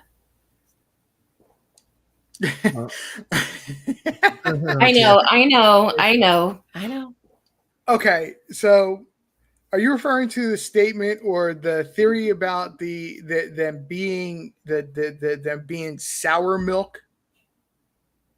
No, she just came out and said, I've never really watched her. I just watched her for a few minutes the other day because I never really watched anybody, concerning this stuff all the way through. Same thing over and over, pattern type thing. So when I was watching her, she made the statement, well, because they've seen Candace on camera. They have Candace on camera putting the milk jugs in that day. And she said it as fact. So I had no idea where that came from. Okay, so we know that they were at the grocery store. I can't remember the name of Priceless. On the day of the 15th, and it was after they left the park. From what I've been able to learn, and what has been verified with who was it, JLR, Justice for All, one of the two of them, where he went and spoke with some of the workers at that Priceless. Okay, if you pay attention to what they actually said it was the one down the road from Family Dollar. That's not the store that they went to. Okay, who's they said? They said as in it went early on in the story, it was reported that they went to a Priceless store that was down the road from Family Dollar. Okay. The store that they went to is next to Dollar General. It's not the same Priceless. Okay. And when you said when they left the park, what park? Which park are you talking about? Warriors Path. Yes. Okay. I was just making sure. No. That's fine. I'm skipping a couple steps in there, so don't take it as I'm giving you a straight line. Of this is the path they took. No, they being Grandma, Candace, and Summer, as well as H. Mm-hmm. So when they went to the Priceless, it was the one in town next to Dollar General. And they claim that they were only there for approximately 5 minutes. Workers have said they were in the store for at least a half an hour. Well, initially, Candace did say an hour, but, these are people that you can't really trust anything anybody says. So, Miss Nita, excuse me, Miss Lee. Nita, grab the link. It's good to see you. I try to visit Miss Nita's world on her channel from time to time. She goes different times, and you can only, catch but so much. But it's good to see Miss Nita's in the house. Hit the link. Come up to the panel. I'd love to hear some of what your research input. is this that she's referring to? What's that? She's saying, I heard my research is being discussed. What research is this that she's referring to? Yeah, that's why I want her to come up so that this way, whatever thought she has related to that we may be talking about, she can share what her research has been. Huh. Because she's been on the case too. Maybe she's talking about the milk jug thing or something. Yeah. Possibly. I mean, we're on to something. I mean, that's the last physical picture or video that we actually see of Summer that day. Short hair, pink top, gray pants. Mhm. They're coming from the store, and that's it. The next thing, shortly thereafter, that afternoon, now she goes missing. And Well, while she's coming up, I'm going to throw two thoughts out there. Oh, there she is. But Okay. I'm going to throw two thoughts out there real quick. Okay. John, do you remember what I said about the Benadryl melatonin and there's something in the soda? in that soda bottle, I remember. What it was come out in the past 72 hours? What's come out? That I know Andy what he's talking supposedly, allegedly, would give the Wells drugs to help sedate young girls. Huh. I had something else I was coming to talk about. Miss so. Nita, much love to you. How No, are you? I'm just throwing an idea out there because John and I had actually discussed that before. As Yep. I had said that I believe there's something mixed in there in that Can I know soda. who In I'm that talking soda. to? Yeah, I know. I don't know who all's on panel. I'm in the middle of a live stream, John, and I got a message, so I came over here to help with some stuff that one of my mods was telling you guys. That was part of my research that I was asked to come and explain. So that's kind of why I'm here. It has to do with the mansion on Simpson Road. But I do know what y'all are talking about with the orange soda. And I actually did some research along with Luca Vega. If you look, there's a center called the McLeod Center, and that's where you get methadone. There is a variation of that McLeod Center in the hospital that Candace and Grandis went to that day. Often methadone is given to people with chronic pain who also seem to maybe abuse their pain medication because it's very well monitored.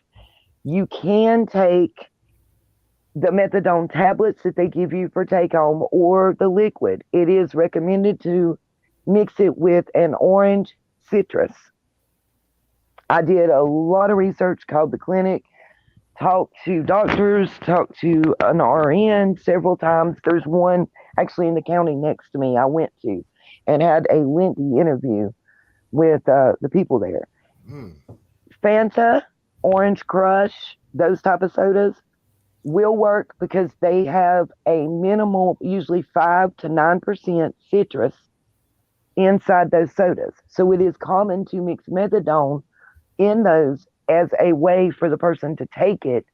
There's a grit and a bitterness that it overrides when you do it that way.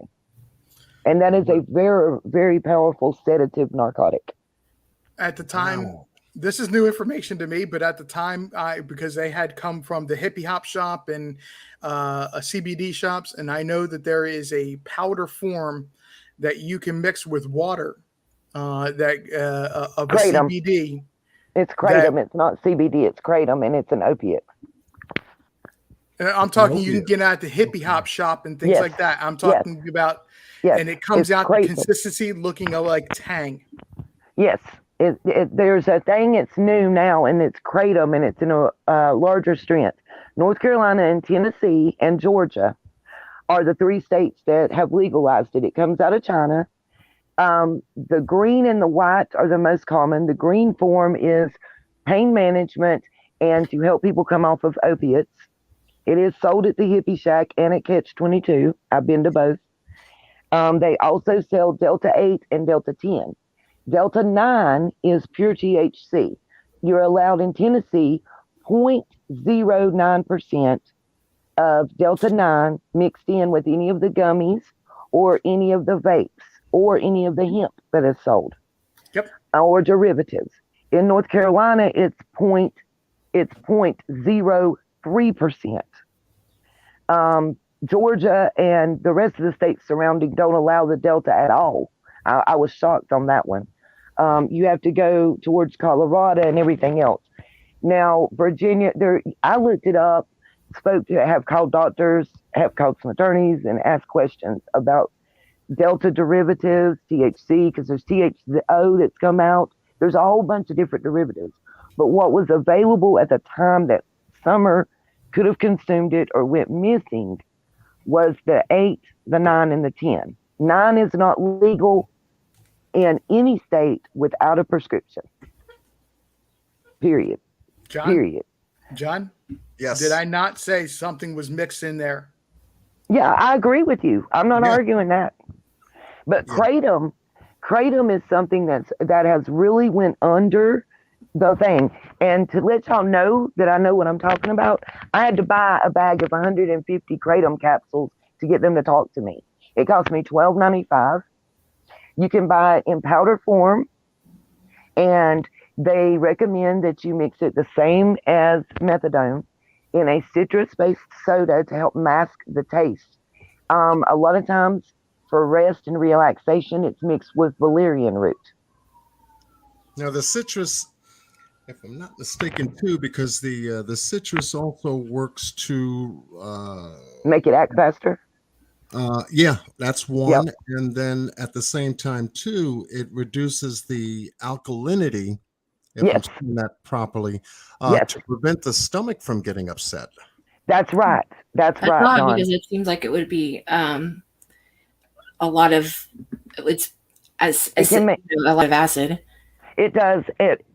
When you take the kratom itself until you get used to it, the recommended original dosage is 3 to 4 milligrams when your first dose when you wake up, and then every 2 to 4 hours, 1 to 2 milligrams throughout your day. That's of the kratom.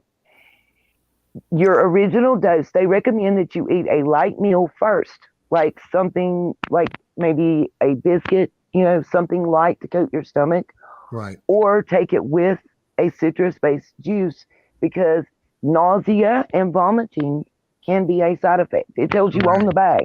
Right. It tells you on the bag. I'm looking for the bag of it right now sitting around me because I just came back from a 7-day road trip where I have hit every truck stop and rest area and peppered Summer's flyer everywhere.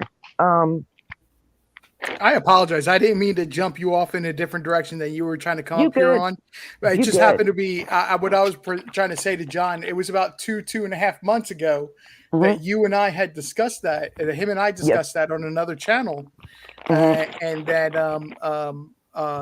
within the past 72 hours, we have the story of things being sent across the road. Yep. On Ben Hill Road that would help sedate young girls. Can I ask a quick question though? Who that lived in that household across the road would have sedating type medications prescribed to them? That's a very good question. That's my question. Are you really asking, or are people, you? Say that question again. Say that question. I'm again. asking a question I feel I know the answer to. I'll put it that way. Yeah. To be clear, what I'm saying is though, I'll say initials. JSB came out and accused her ex of walking across the road to make money off of medications to deal with children. That's how I'm going to put it. Oof. And my question is, of her and the eggs, who would be the person with the condition that would get sedative medications prescribed to them? Excellent question. I mean, I know what the reason I say that is my son has cancer. My son is stage 4. I know what kind of medications that cancer patients receive. Okay.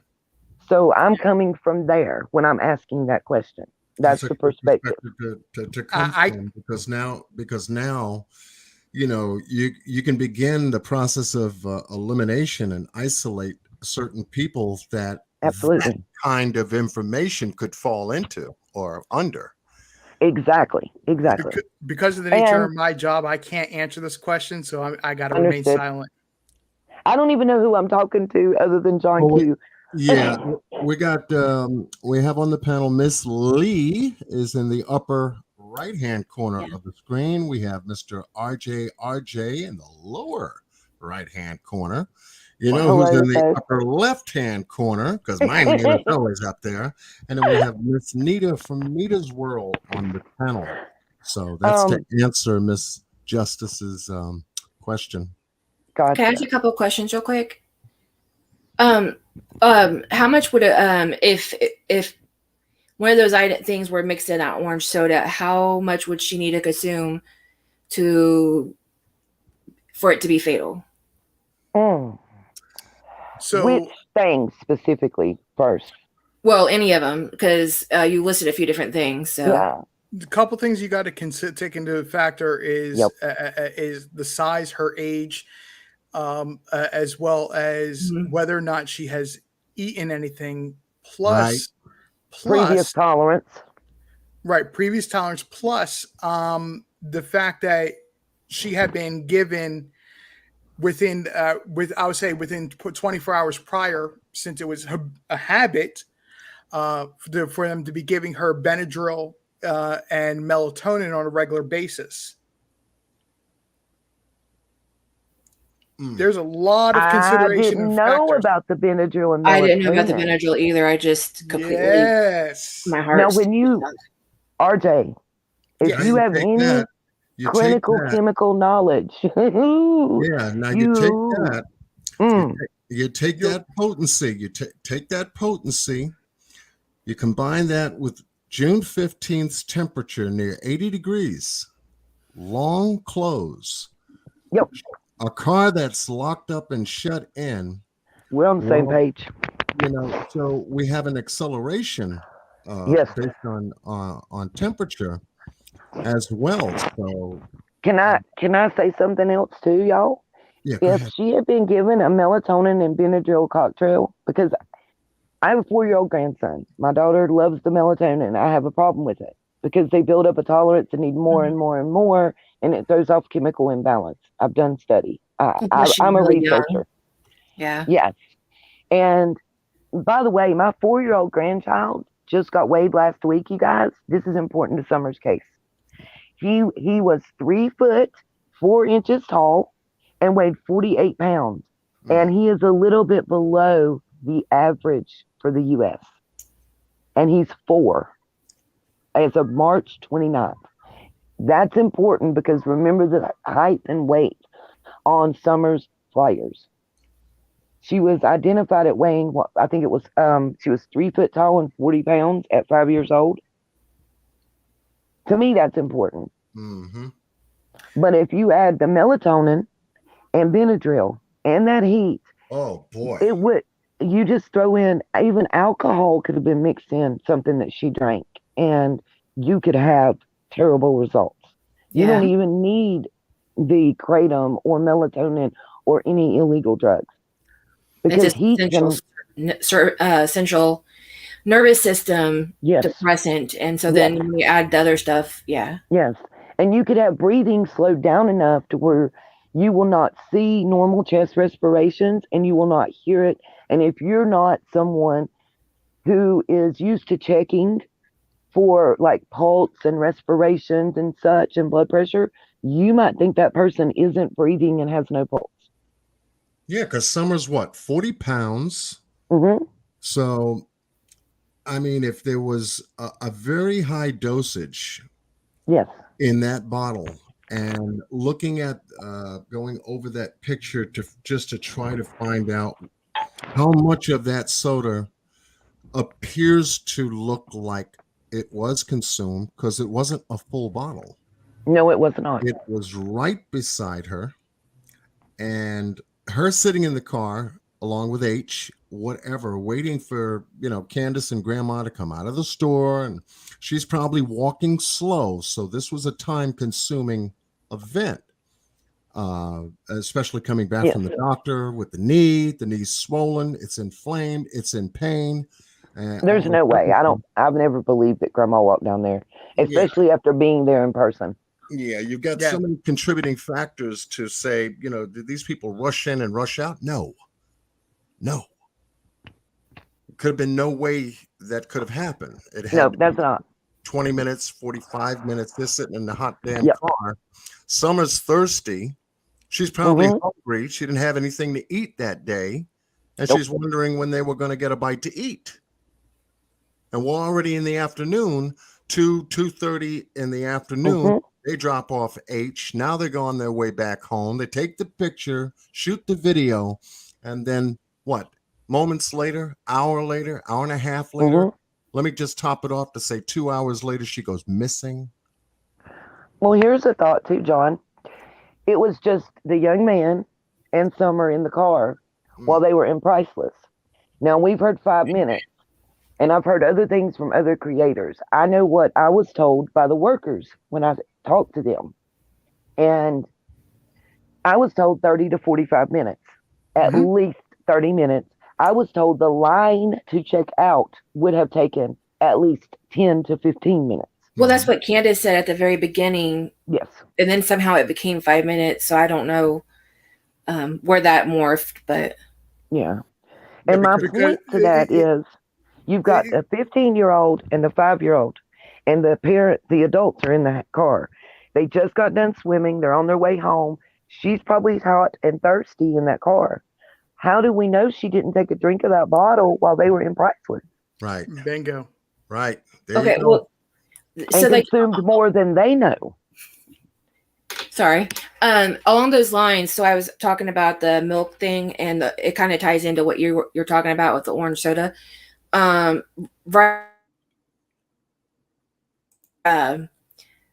Prayer Garden was talking about they have her on camera putting the milk jugs in the car on video. A lady went on her panel and was asking her about exactly this, the orange soda, and they were kind of going back and forth about saying, well, that was old, and the other one was saying that it had been in there for a while and they just got it that day.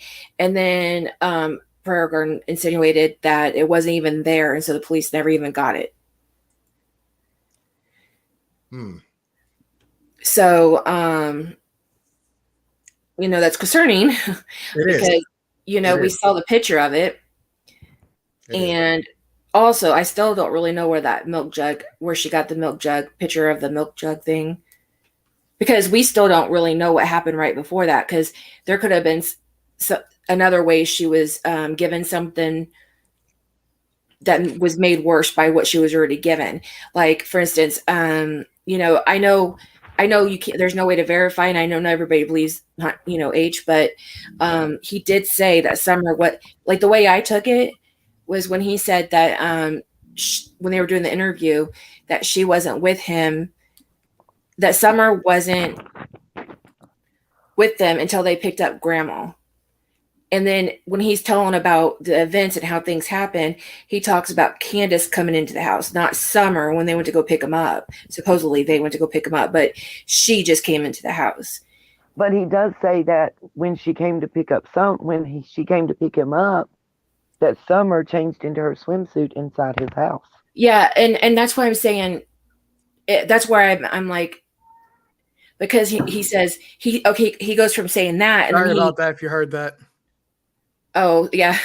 And then he does it again. So, because like a lot of times they're repeated, and I don't know if he does that for to see if people remember what they said from one time to the next, or to catch inconsistencies or what. But he went for so Chris had him repeat it, and then when he repeated it, he said she came in, and that's kind of had my alarm bells up just a little bit because she, like you said, he had just said, you know, that they changed. She changed in there.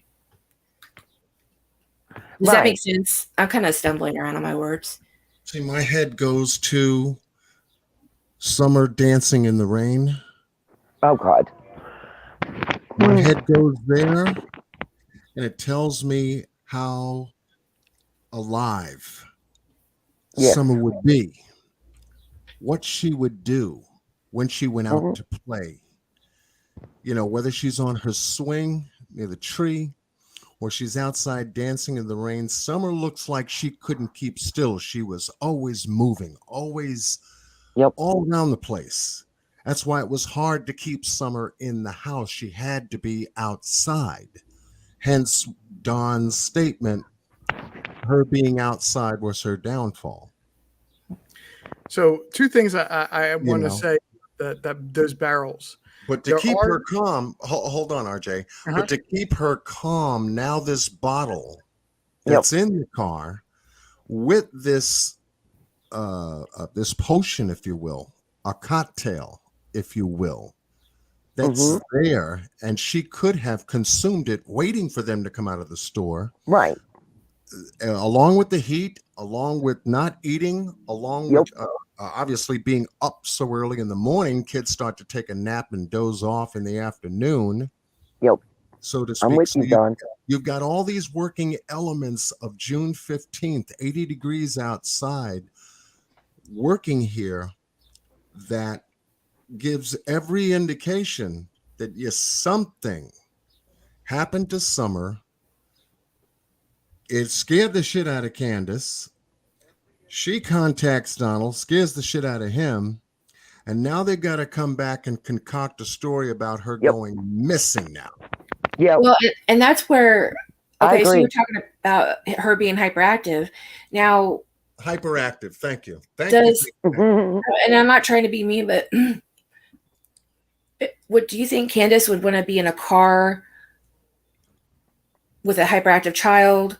Like, how do you think that was going to, like, was she, like, what I'm getting at is she was already saying Summer would sleep until noon, which I believe because they probably stayed up all night. At the same time, I don't believe she would have gotten Summer up at 6 o'clock in the morning, whatever it was, 7 o'clock.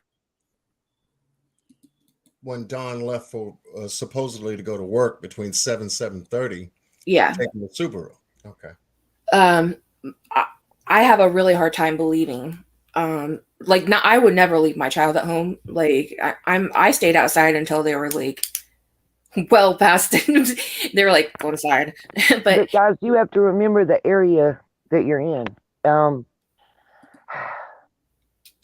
I believe that growing up in a similar type area and atmosphere where all the neighbors know each other, Mm-hmm. it wasn't uncommon for the age of those boys to be left alone in that area. Not even, I know a lot of people are, I'm going to catch some backlash for this, but even where I grew up and where I lived, everybody up and down our road was family or friends of the family. We all knew each other. Yep. I would be out on my bicycle until dusk, riding up and down the road with no care or no worry. And I know it's hard for people to understand, but you're going into an area where time has kind of stood still. And that's what people are missing. And that a lot of the locals still are when I've talked to them, this is one of the things they're saying. First of all, at 9 years old in my state, I don't know about another one, in my state of North Carolina, at 9 years old, you can be a latchkey kid without any repercussion from DSS. You can get off that school bus with your house key and come in at 9 years old by yourself and be there for up to 4 hours without supervision at 9. And if there's a 13 or older with me, it can go up to 8 hours. Mm-hmm. So, and we grew up in a time and in the type atmosphere where the Welsh children came up. It's everybody looks out for everybody and takes care of everybody. Even if you don't like somebody, you don't not like children. You're going to take care of their kids. You're going to call that parent, or you're going to ask that kid, does your mama know you're here? I'm going to have to call her and tell her. It's that kind of atmosphere. And that's what I think people are missing and sometimes misfocus when it comes to that. Is the best way I know to put it. It's not uncommon for children, probably 7 to 15, to be either left alone or responsible for themselves or someone else. Well, that's pretty common in the city too. You know, but I mean, I was taken out of my backyard when I was 3. So, I was found, you know, obviously, but like pretty quickly. It was a guy that took me down, like way down the street, and they were able to. My brother, he was 7, I was 3, and because my dad had an alcohol problem and he was drinking. But people do that in the city too. There are. It's different, but it's the same. Nowhere in America is so different that there's not some of that similarities, if that makes sense. But I hear what you're saying. With that being said, I feel like even more that someone might have been left at home, and I just can't make anything out of it. We don't really have much to. Yeah, it's in processing. Yeah. RJ, Summer was with them. She has been identified. Well, let me say this. There is a child that looks like Summer that was seen at more than one place on that day. I know that for a fact. I've been told that to my face at the places that I have personally visited that the family was at that day. Some of them are not allowed to speak, and some of them can speak. John, John, you already know. You are right, RJ. My request. No, you already approved my request, but I want to show this one video. It's only a 22-second clip, and it's very relative to what we were saying just a few moments ago. It's this video right here. John, thank you very much. Not to jump into what you introducing that I'm sharing a clip or anything, but this is video that I shot on June 15th. Pay attention to what I'm saying in this video if it will allow me to play the sound. If not, I will explain afterwards. Okay, so this is a video, your content, 100%, right? Absolutely. This is my throwaway channel. I uploaded it to my throwaway channel. I showed this on my own regular channel. Okay. This is my video. I just want to make sure if I needed to put up a disclaimer, but since it's yours and you're sharing it, let's go to work.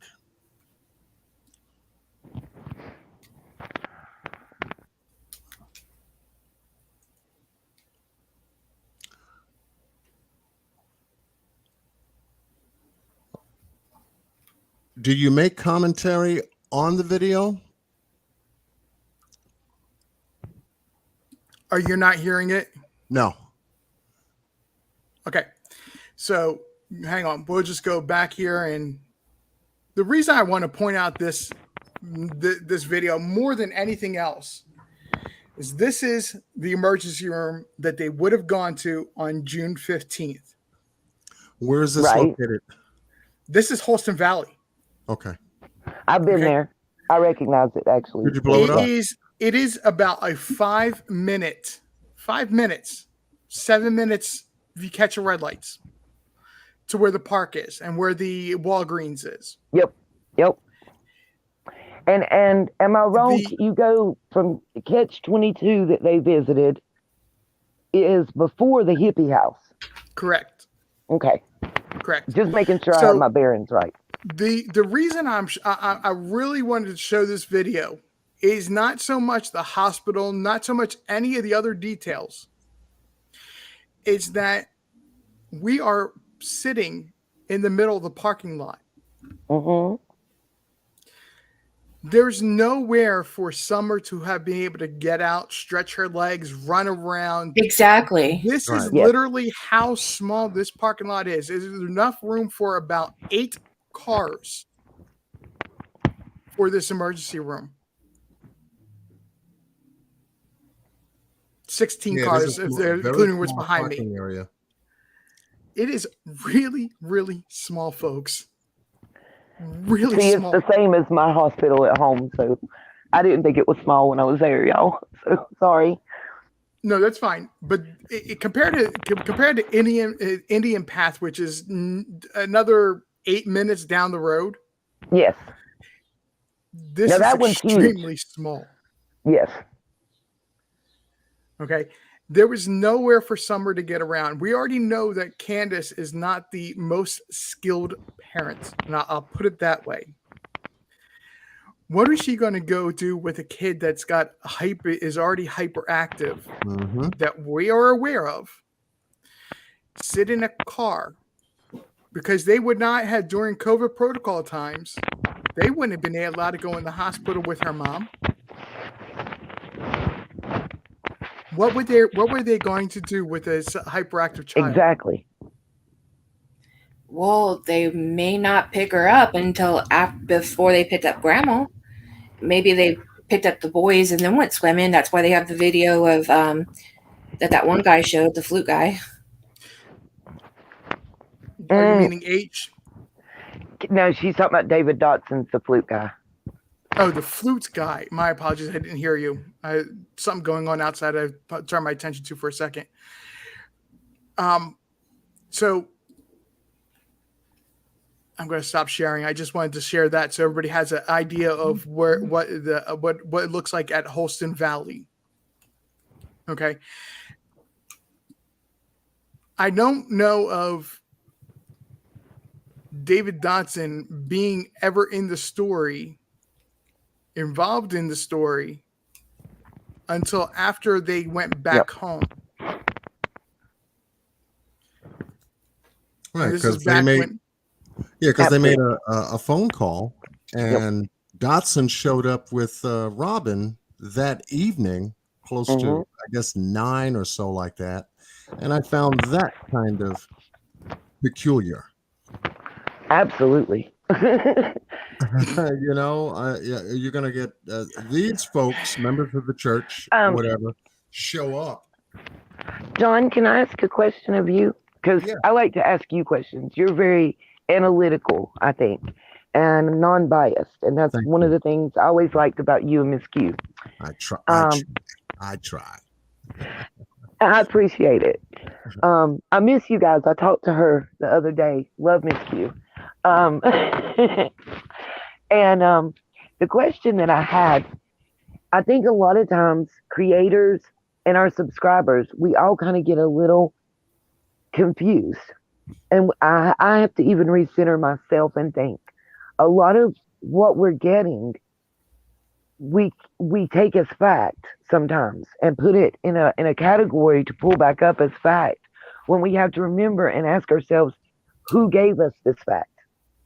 Did this come from Candace or Dawn or one of the neighbors? Or did this come from somebody that's working in one of these establishments that has no dog in the fight, so to speak? Right. Because so many of the things that have been told to us by the parents, the grandmother, the neighbors, have been able to be proved false. So how can we believe anything they tell us? And I'm going to include Ronnie Lawson in that category. Sorry, not sorry. The police are allowed to lie to us, guys, to do their job. And people forget that sometimes. It's not me bagging on the police. It's me being real. Sometimes they may have to lie to us as the general public to get the action or reaction they want out of a suspect. I agree. And that's something I think we forget a lot of times. I've noticed that because I've heard a creator or somebody or so maybe, well, this happened and we know that to be fact. Well, how do you know? Who told you it happened? But that's why you Well, can't. That's why it's hard for me to right. when you say you went and did this and that, and for a fact because you talked to those people. That's why it's hard for me to take it as fact because I don't know the identity. I don't know. Right. Well, the best thing you can do is probably go back and check the videos that I posted where I have the actual video evidence and you can see me doing the interview. At Sonic, at the hippie house. I think it's one of those deals where Chris McDonough has it for as much as people love him or hate him. Yeah. I think he has it exactly right. You cannot leave from square one, and until evidence pushes you past square one. And I even go as far as saying, when I talk about Samuel Wells, I keep bringing up the question: what was the catalyst that began the events? Yes. For me, it's who saw her first that day. Out of this whole town, there's mail delivery, there's trash pickup, there's store clerks, there's summer school bus drivers, there's public transportation, and nobody saw her. Hold on. There's no public transportation available in that area, so we can knock that out. There is public transportation. Not in Beach Creek. Not that comes to Ben Hill. But I was going to say, though, there is in Kingsport. Yes, in Kingsport. They were hanging out in Kingsport for majority of the day. I didn't mean literally. I just meant as an example.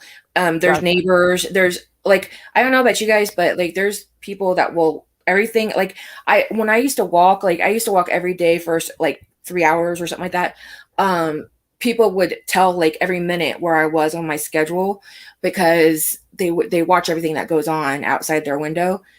I know there's good people because there's retired people. There's people that are at home with their kids.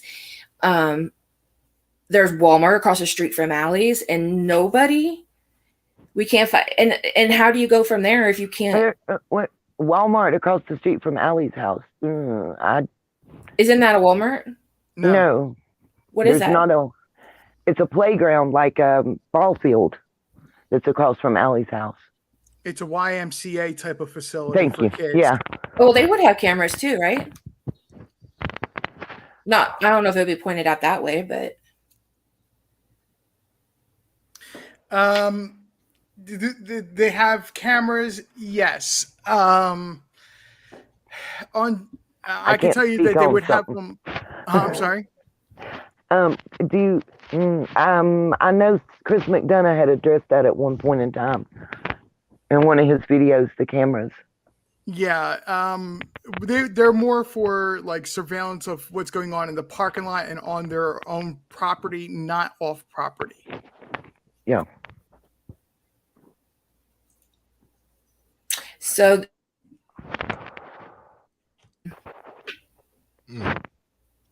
Yeah, somebody's bringing up the statement of there's no trash pickup. No, there's not. And I was going to say that, but I got my head bit off. So. In town, there's not? No. In Beach Creek. Yes. Oh. In town, absolutely.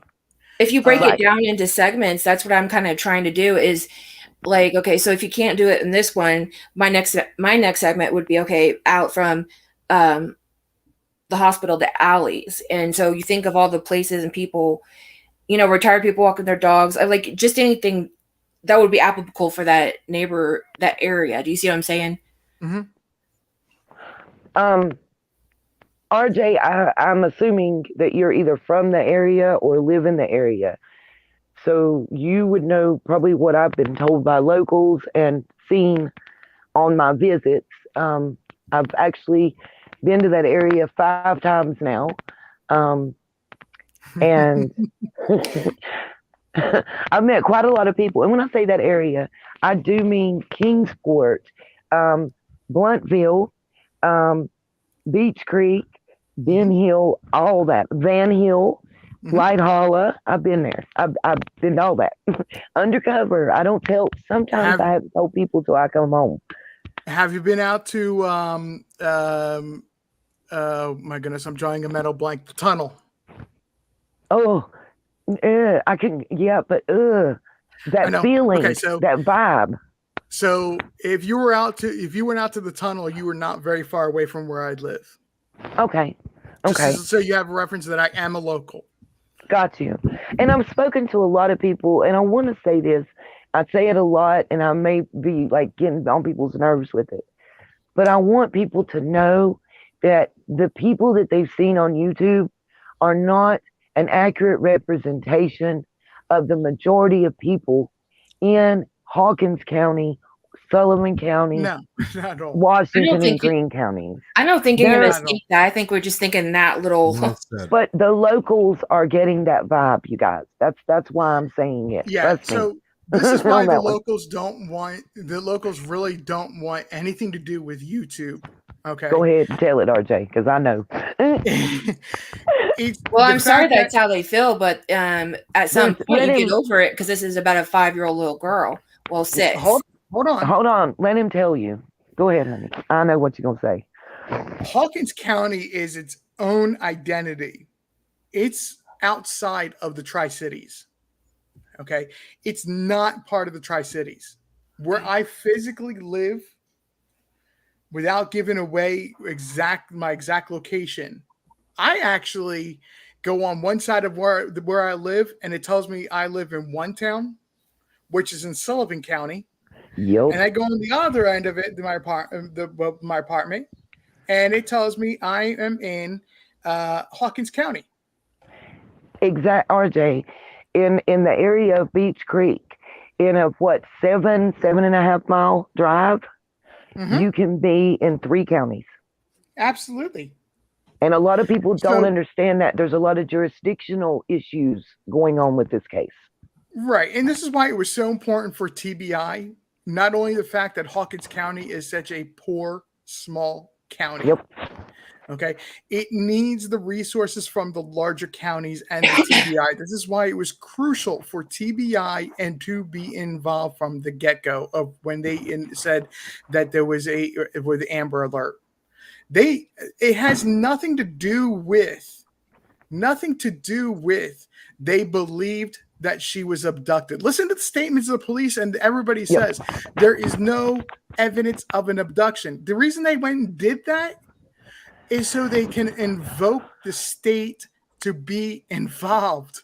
Yes. The county involved, the other counties surrounding, the state to be involved and to coordinate everything.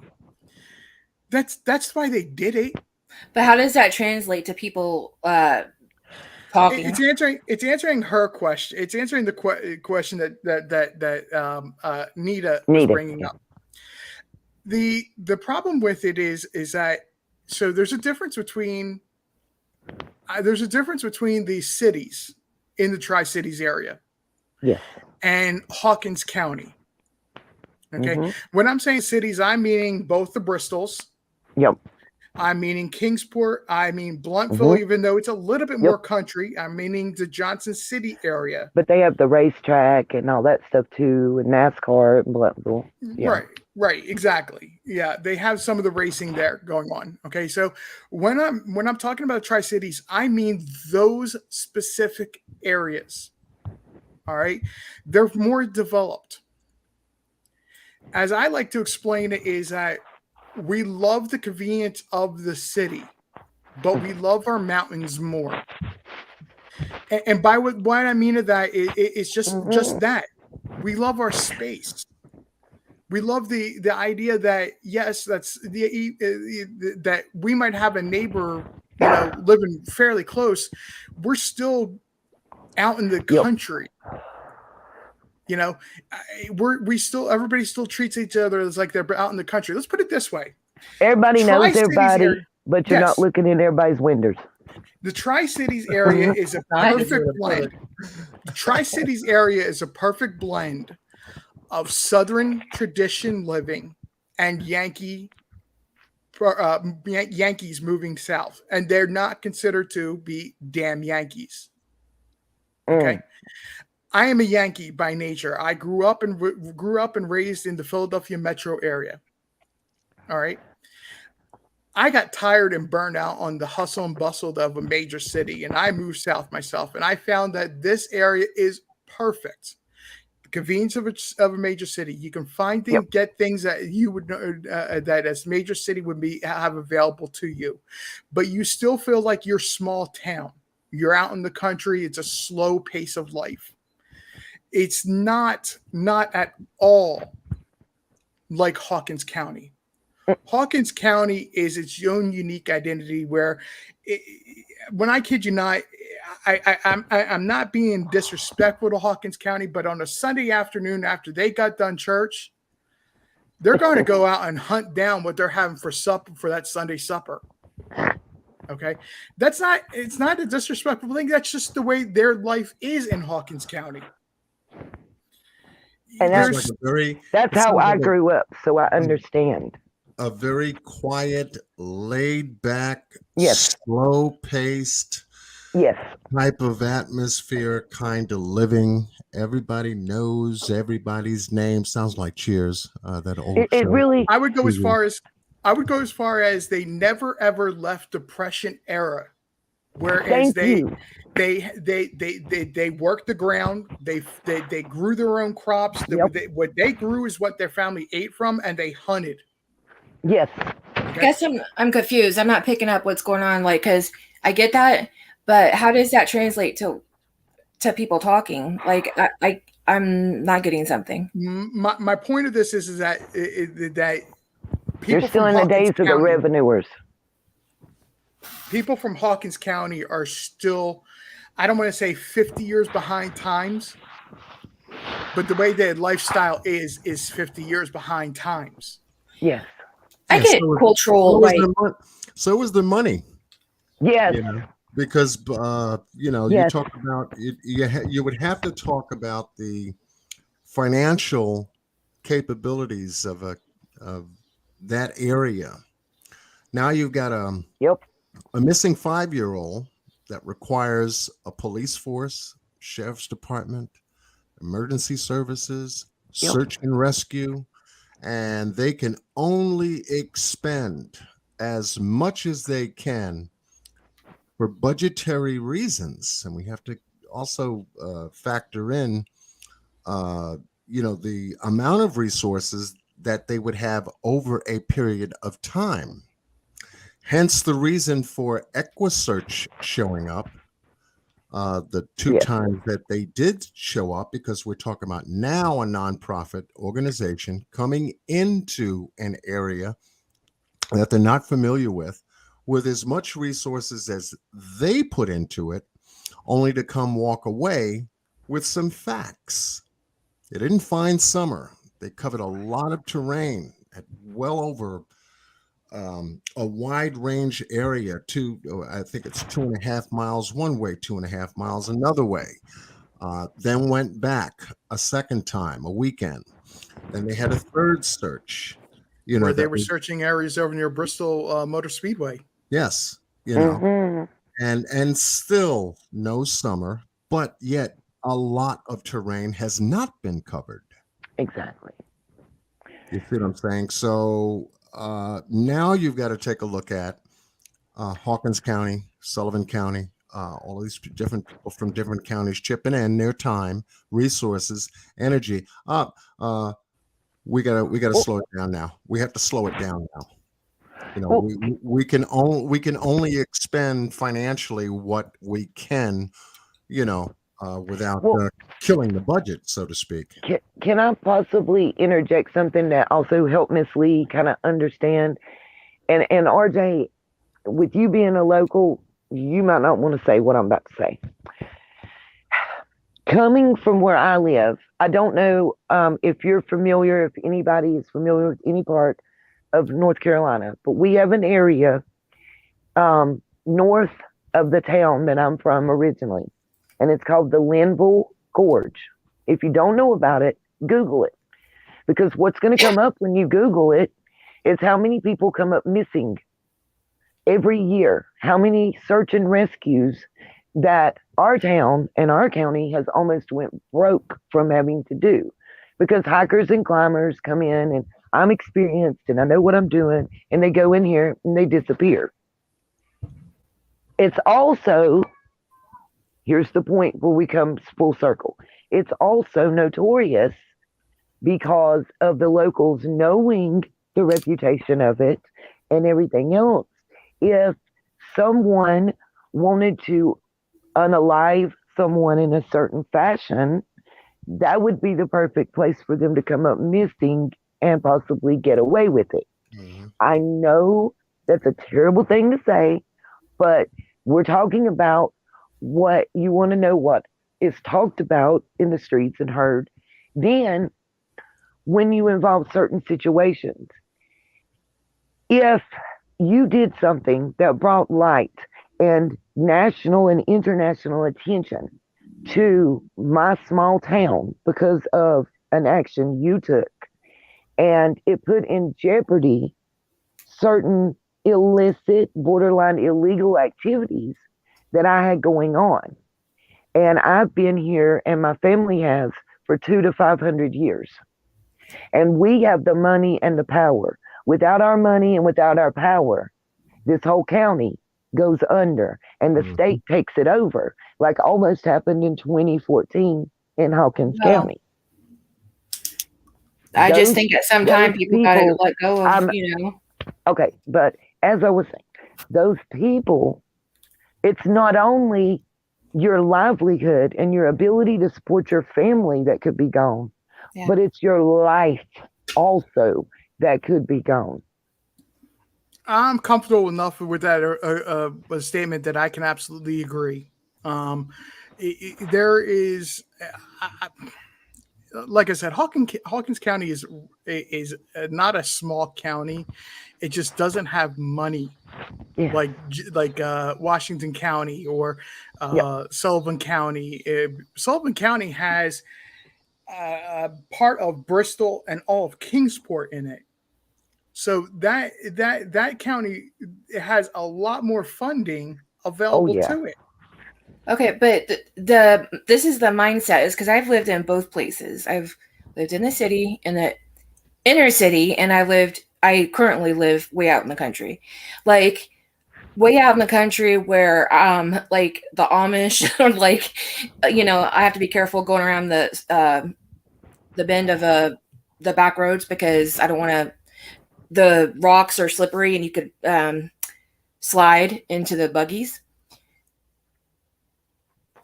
The comparison is what you guys are saying is when you live in the city, that would be like saying, if you were to apply that to in the same way,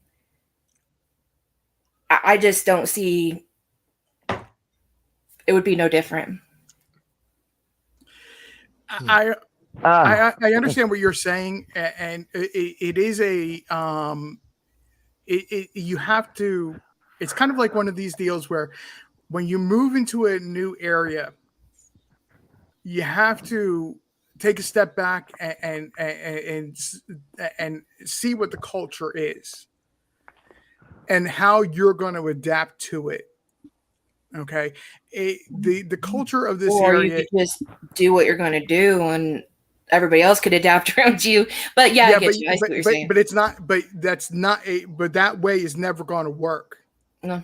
I can tell you right now, this area. If you came into this area with that mindset, the area. Well, I have Jackie a Dog. family tree on Ancestry.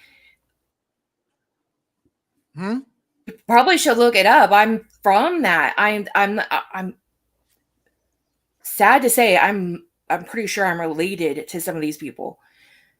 I'm very heavily like saturated from that environment. It doesn't matter. It just, I don't get it. It doesn't matter. It doesn't matter. I get the connection and I get, but like, when do people become, does that make sense? Like it doesn't matter. It's still a little girl at the end of the day that's missing. It's not, this little girl that's missing is not going to make or break the town. Well, the interesting thing about this case, and I want to thank everyone who's joined us this evening for a special Independence Day Live. We're discussing John, the before you leave, I need to elements ask of the RJ a Summerall question. case. Oh, no, we're not leaving. I just wanted Okay. to, just touch base with the chat. Type a 1 in the chat room if we're coming in loud and clear and the conversation to you is good. Just type a 1. Our panelists tonight, we have Miss Lee up in the right-hand corner, RJ in the lower right, and Miss Nita from Nita's World. If you're not subscribed to Miss Nita or RJ, please do. They are content creators following this case as tight as a drum. Me, I'm still looking at aspects of this case from an entirely different perspective. RJ and I have discussed a lot of the elements of this case, so we do have and share a deep commonality on a lot of the intricacies pertaining to what tonight's discussion is about. And thank you both, RJ, and Miss Nita, for being very, very familiar with not only the area, the people, the connections these people have, and then what we see on YouTube. Those inserting themselves into this case it makes this case more and more stranger. But yeah, okay, so we got a lot of ones. Thank you. Miss Nita, you were going to say something? Oh, I had a question for RJ. It's actually what originally brought me to your panel and your room, John. It was a discussion that was going on in your chat that I was informed about because of some research that I've recently been doing based on, and believe it or not, it came from JLR's video that intrigued me. There is a property that seems to stick out like a sore thumb in the Beach Creek, Ben Hill area. It's a house, a private house, valued at, I think, $1.9 million. And also, it seems there is a nephew-in-law to the owner of that property, whose first name is Jose. Now, that property has an access from Simpson Road or Simpson Loop, depending on which maps you're looking at, what it's called. The street sign says Simpson Loop. GPS and Google calls it Simpson Road. That property also has a Beach Creek access, as I understand. And it's quite a large acreage property, but the house itself is valued well over $1 million. I believe it was up for sale. I know who owns it. I just don't rather not say those names on John's chat. Now, this is Simpson Road that comes off of Ben Hill in the back, yes, and then loops all the way back around and reconnects to Beach Creek, correct? Yes. Okay. Yes. Mm-hmm. Yes. Are you familiar with the property I'm speaking about, RJ? would it be across from the cemetery? Not across, but no, it's not the truck driving. This is a residence that's on Simpson. Oh yeah, that it's actually for sale. The owner was a senior that passed away in 2021. His brother passed away in 2022. And the junior, who goes by the name Jerry, now owns the property, and his wife. Familiar, yes, as in I know it's there, but I can't sit here and honestly tell you details about it. I'd have to look at a map and really, I've never actually real seriously looked into that property. Is that the property that's, if I'm looking at it correct, hold on. See if John, are you pulling up Google Maps? Doing it now. They may or may not help. No, hold on now. When John and I get going on the maps here, watch out. Okay, well, I can tell you if you want me to tell you who owns the property. I'll be glad to. I just wasn't. Jerry You know. Light. Nope. Nope. It's not a name. It's not a surname that we've heard in this case. But I've talked since day one with this case. There's two things that's run strong for me. I feel that drugs are highly involved, whether it was just the fact that somebody was using and not paying close attention, or more sinister. I also feel that if we follow the money, we will follow why things are being pushed and kind of not the way you would expect it to flow, I guess. Miss Nita, I got the map up. Are you talking about this property here? Let me see. Hold on. I got to get it bigger. Okay. I'm trying to find. My computer keeps locking up on me, y'all. I'm trying to get your picture. This is a big land parcel here. I think she is talking about that one. Simpson Road that reconnects to Beach Creek. It's a huge land parcel, and the house was listed on Zillow recently for, I think, $1.9 million.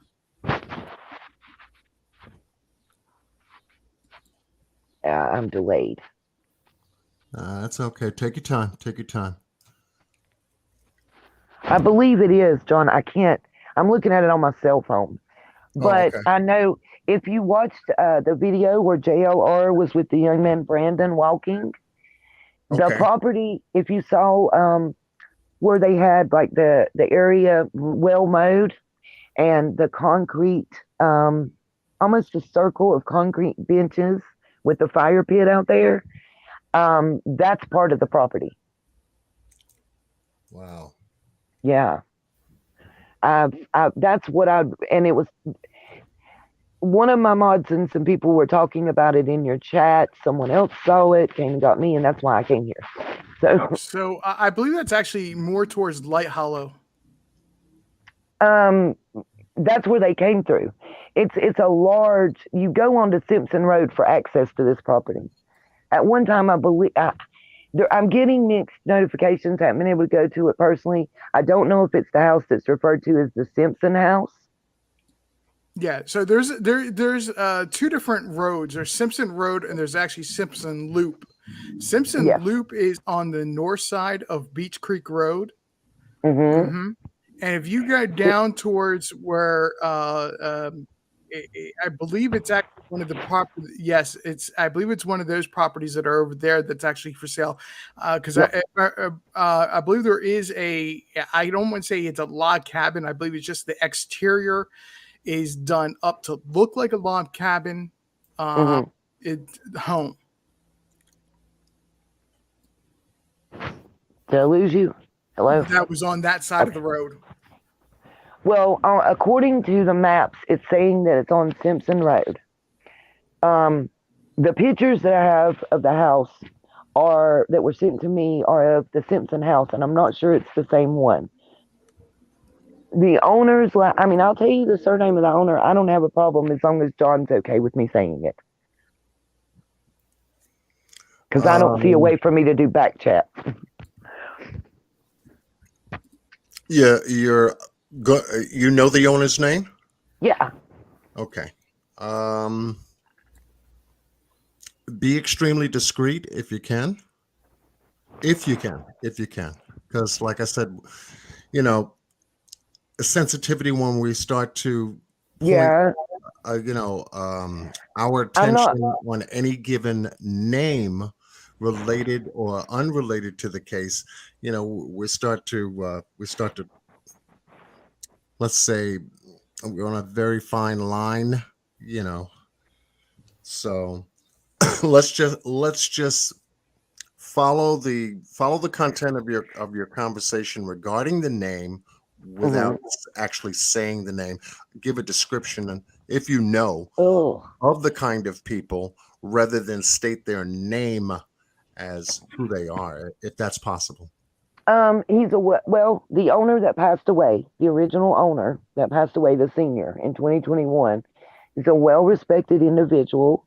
Their memorial is posted publicly in the timesnews.net Okay. and also posted on others. The brother worked for, I think it's BAE, it's the explosives plant. And he retired from there. The owner of the property that passed and left it to his eldest son, that is Junior, was a Shriner, a Mason, made multiple donations to the, I'm trying to think of what it's called, where the reward fund was supposed to go. What is that called, John? What, the Churchill? No, where they were given it when it expired. The Children's Advocacy Center in Sullivan County. Okay. He was a major donor to the Children's Advocacy Center in Sullivan County. Mm-hmm. That's all in his obit, by the way. Mm-hmm. All I'm telling you comes straight from the obituary. Okay. Now, you don't happen to have a copy of the obituary because that is public information. Yeah, I can get that to you. It was in my last live stream. Oh, okay. I did yesterday. Oh, damn. I knew I missed it. Okay. I did his and his brother's, actually. I showed in my last live stream. I did the audio play and just hit the button and let it audio play in my live stream. Okay. While it was the picture and everything. Not making any accusations. I just am saying that in that area, with what we know that other neighbors are saying goes on, and what we have seen of housing in that area, Mm-hmm. it kind of sticks out like a sore thumb as an anomaly. And it just caught my attention because, yeah, you know what, you get what and it wasn't one of the surnames that we're used to hearing, one of the ones that have been around since the mid 1600s. It wasn't one of those. And see, now that you've brought that up, now my mind goes to okay, we're standing by waiting for the Churchill Rescue Squad to make their court filings.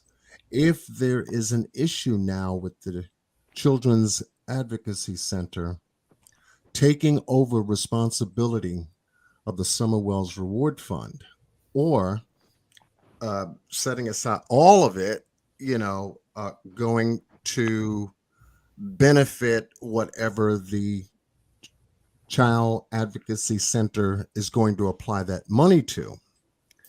You see, so once they make their court filings and bring the issue out and put it on the table to say, why are you having to go to court?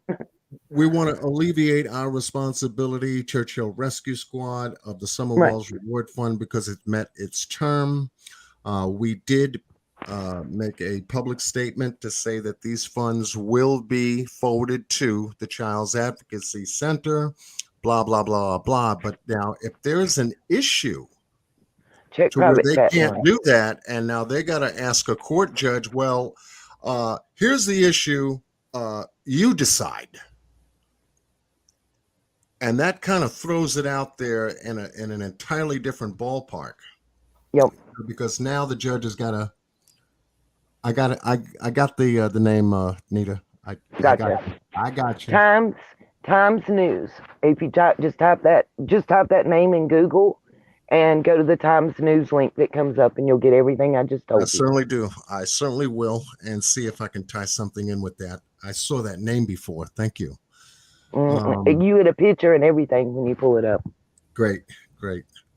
Now to have a court decide what should happen to the money that was donated to the Summer Wells Reward Fund,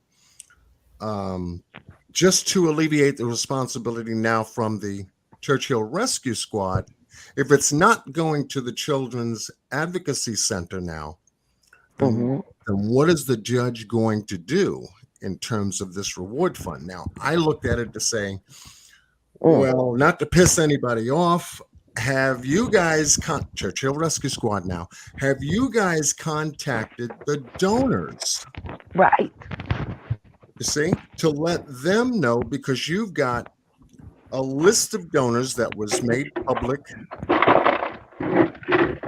Have they been contacted in any way, shape, or form regarding the end of the terms and regarding your court filings to say where they wanted to go?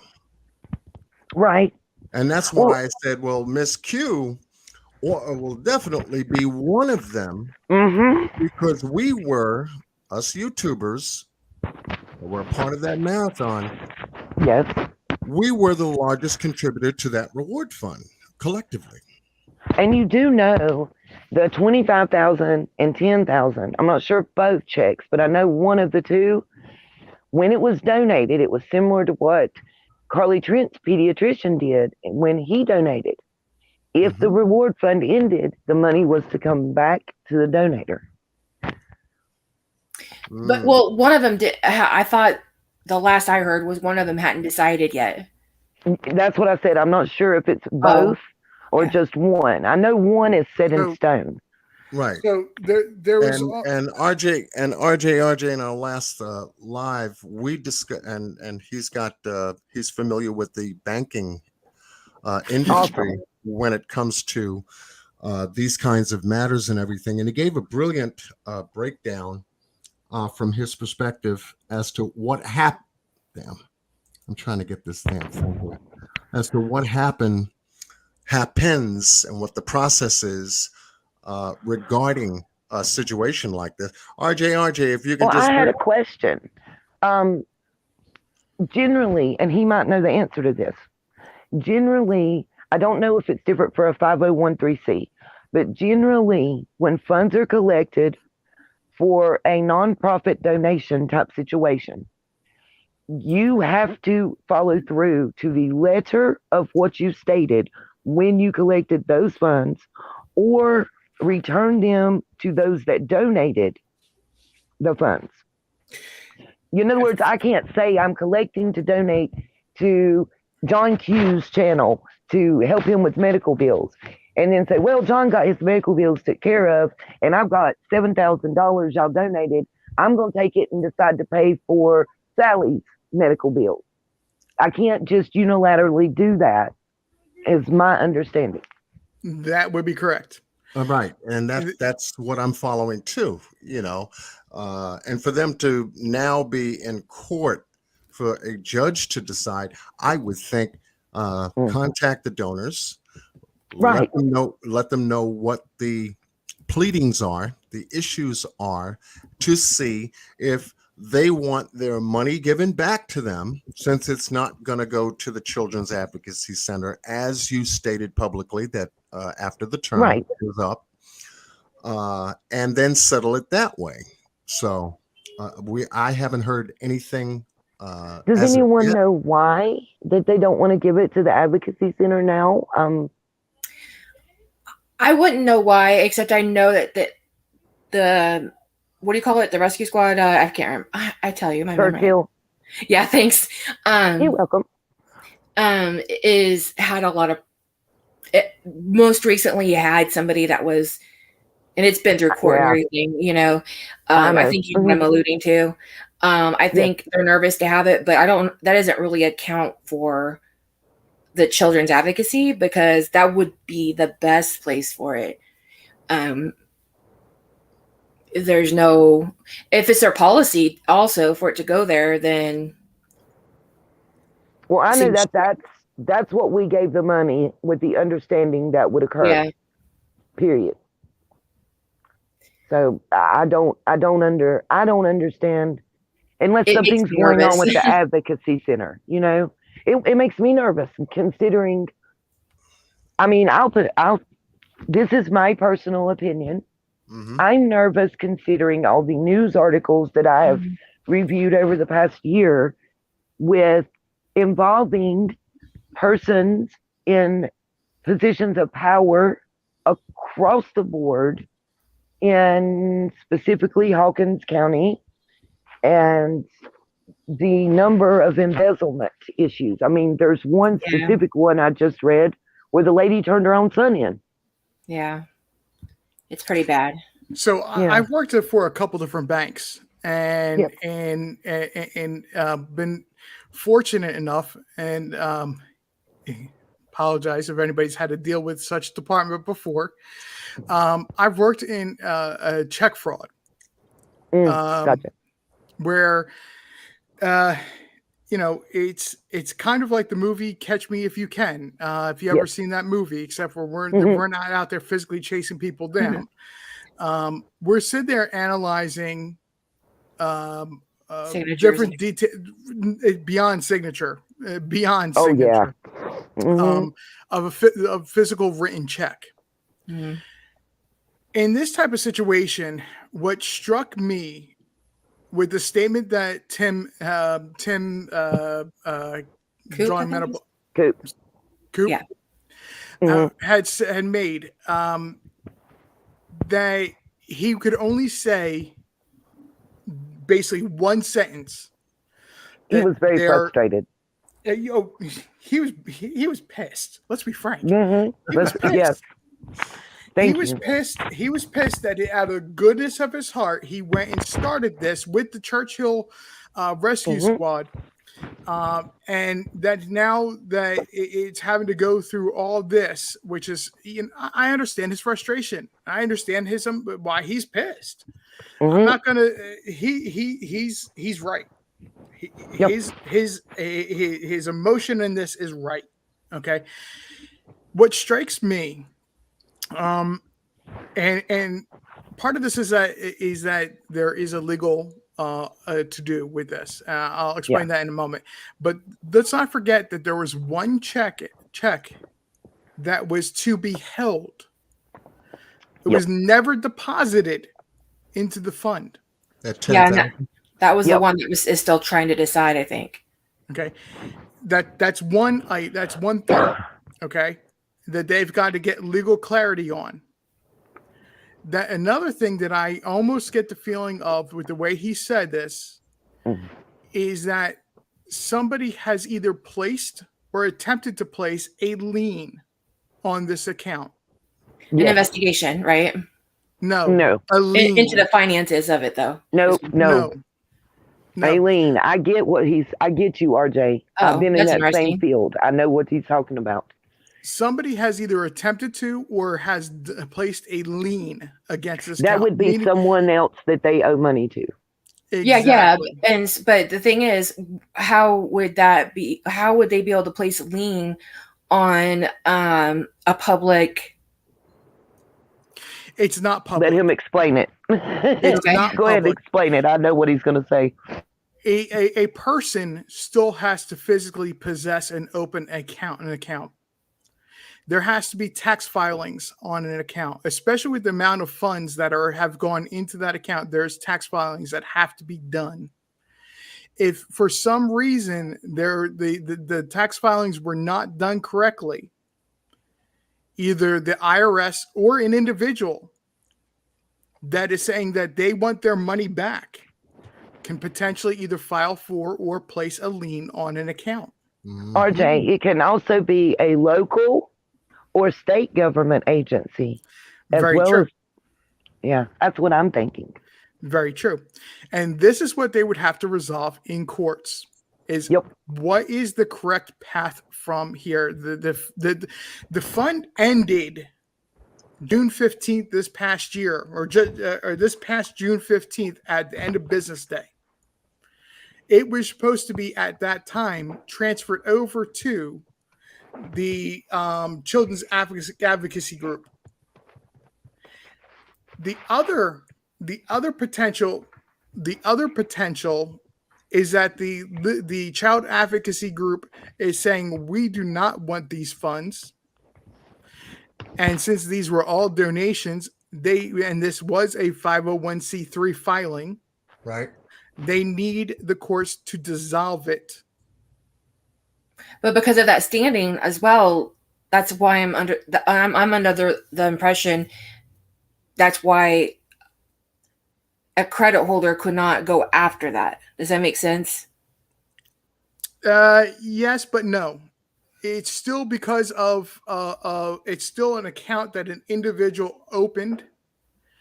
There is still liabilities that person, even though they will use that individual's tax information to open the account. It still has a filing of a 501c3, which it only exempts it from certain tax responsibilities. And RJ, would that also go to the how do I say this? When you look them up through charitable donation sites, that give ratings on groups to donate charitably to. Green is good, yellow is caution, and red is bad. The two that I've been able to find show them red, and like that they won't even. Basically, one site said they won't even give a review or links for contact because there's issues. And I'm paraphrasing. I don't remember exactly what it said to that, but it was red and said that there had been past problems. And this could be part of the reason why they're trying to get legal clarity of what their correct step is. That's what I'm thinking. That is very, very interesting. Now, since we're talking about this and the term lien is on the table, I'm just wondering if that is one of the main issues concerning the Children's Advocacy Center. I don't know. It gets kind of complicated because where they could possibly have issues, lien issues, if you will, that would prevent Churchill Rescue Squad from sending that money to them, because that money, if sent to them, would get captured or garnished, if you will, or whatever, because it's money coming from a different source. Right. That would and a judge might get overruled. That would get messed up. That would get messed up. So it's interesting. It's very interesting.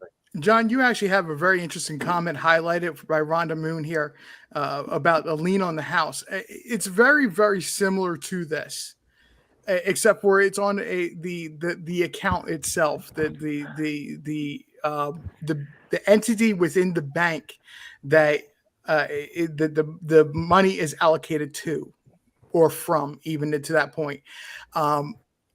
It's because of it being an object or a thing that a person owns. The lien is able to be placed onto it. The bank being the entity that holds it, allows a person to have an account there. That's the thing. Okay, so similar to a lien on a house, a lien can be placed on an account. Yep. Right. It depends too on. Sorry for the noise. No, I live in a small town, and literally like thousands of people come here because they get free country concert and fireworks, and so it's crazy. Anyways, I'm sorry, I'm getting pelted by the hurricane right now. Oh, I'm in North Carolina, so there's a few things to that too that could go a few different ways. So there's such a thing as fiduciary responsibility for the people that are the board members for those things. And I'm trying to think back to my classes I had when they were there was like these leadership classes, and they went over this, but you can, there's some coverage, and then on other things there's not, but there's fiduciary responsibility, and so there could be potential. Some people are protected and some aren't, basically. True. Stuff like that. It's interesting. Miss Justice, this has absolutely nothing to do with the Wells family. So if there's a lien on a vehicle, that would be it's similar to that would be resolved either before or when it was sold. I think, RJ, for clarity, if I want to make sure I'm understanding what we're talking about correctly on the lien, it would have to be the person or entity that the account is N's name at Civis Bank. So if Summer's funds account was in my name, let's say Nita's World's name, if Right. there was a lien, somebody would have to be trying to get a lien against Nita's World. It has nothing to do with Summer herself or her family or the neighbors. Mhm. It actually has to do with whoever the account holder is. Is that what I'm understanding? Yeah, Yes. that would be a clear understanding right there. Okay. I'm just trying to clarify for myself. Okay. Because that's the most interesting part now Yes. is yet to come. What's going to happen to the Summer Wells reward money after a year? Terms are up. Churchill doesn't want it anymore. Mm. Now we've got the Children's Advocacy Center possibly having an issue. They're going to court. Once we learn about the pleadings, then we're going to know what the issues are. And it's going to be Right. very clear and bold to tell all of us what the potentials are going to be for the reward fund and how this is going to go forward from here. Right. It may not even end. It may go to a separate kind of holding account for another period of time. It may be distributed. It may be refunded. That'll be, I'm assuming, up to a judge. Right. And exactly, that's exactly what they're trying to get the clarity of is, how are they going to resolve this correctly? That's what I'm saying, that there's three things that can happen. The judge can say the lien is in good standing and it needs to be resolved before you can disperse the funds. That's or dismiss Yep. the lien. And then the third option would be, since that it's not being donated to the charity that this was documented under the 501c3, that it would have to be left up to the persons that donated the money, Right. to say what they want done to it, either refund it to them so they can, per se, not saying that somebody would have to do this. I'm just saying somebody would want to do this in good standing, donate it to another charity, or donate it, or to be donated to, or the judge could say, it's to be donated, all the funds are collectively, or to be donated to, trying to think of the, let's use John Walsh, his charity. Gotcha. He could sit there and order and say, okay, it's to go to John that charity instead, because this is not accepting these funds. The judge can decide that as well. I do think I remember somebody saying that they somebody wanted open an investigation. I swear I remember somebody did that or said that. But hey, either way, I gotta get off here because I'm gonna go play Wheel of Fortune with my family, and I'm gonna cream them because I'm good. So and by the way, I hope you guys don't think I was mad or anything. I have a very difficult time expressing myself sometimes, and it just comes out that way. It looks like I'm mad, and so I just wanted to say that, but I'm not. I'm a weird person. Okay, so and it was interesting talking to you guys, and I really appreciate it. Nice to meet you. You too. Well, thank you, guys. Thank you, Miss Lee. And sometimes when you're putting a lot of scattered pieces of this case to try to make sense of it, because there's so many different pieces in this case, sometimes you have to go through a thought process just to begin processing and connecting some of these pieces, that some are related, some are unrelated, and it does take time. So I get where Miss Lee was coming from, because when who's been following this case this long, a little over a year now, we can definitely begin processing information, and it's like I'm still trying to vividly picture all of this coming together, or it just doesn't work. One thing I wanted to say, John, too. Yes. None of what we're speaking about with the fund or the lien or the court system has anything to do with the marathon or John Q, Miss Q, or anyone else involved in the marathon's handling of funds. Right. Right. Yeah. And I apologize that I had not said that prior myself, but I 100% believe that Miss John Q here and Miss Q are in good standing. I would not address this on their channel if I had thought that. Well, it wasn't for you, RJ. I'm saying it. It's for everybody watching. Yeah. Well, I was gonna say is I wouldn't address this on and come off in a way of accusing anybody. I'm presenting an idea of what it could be from somebody that's worked for a bank and worked for a pretty exclusive department that has its hands in every single possible activity in a bank, whether or not you think about it. It really does. Yep. This is a department that works directly with more securities of the bank itself. So these are the kinds of things that you see when you work for a bank in that kind of department on a daily basis. Yeah, because of past activity, past human behavior has taught the bank, hey, you got to cover this base because this is what these people are up to when it comes to check fraud, when it comes to, all kinds of different things that people have done in the past to cheat, if you will. Yeah. So looking at it from that perspective, banks got to cover their butt. Banks got to cover their butt. One of the interesting questions, I think it was a comment or an email. Has the Summer Wells Reward Fund, since it was sitting in the Civis Bank, gained any interest on the account?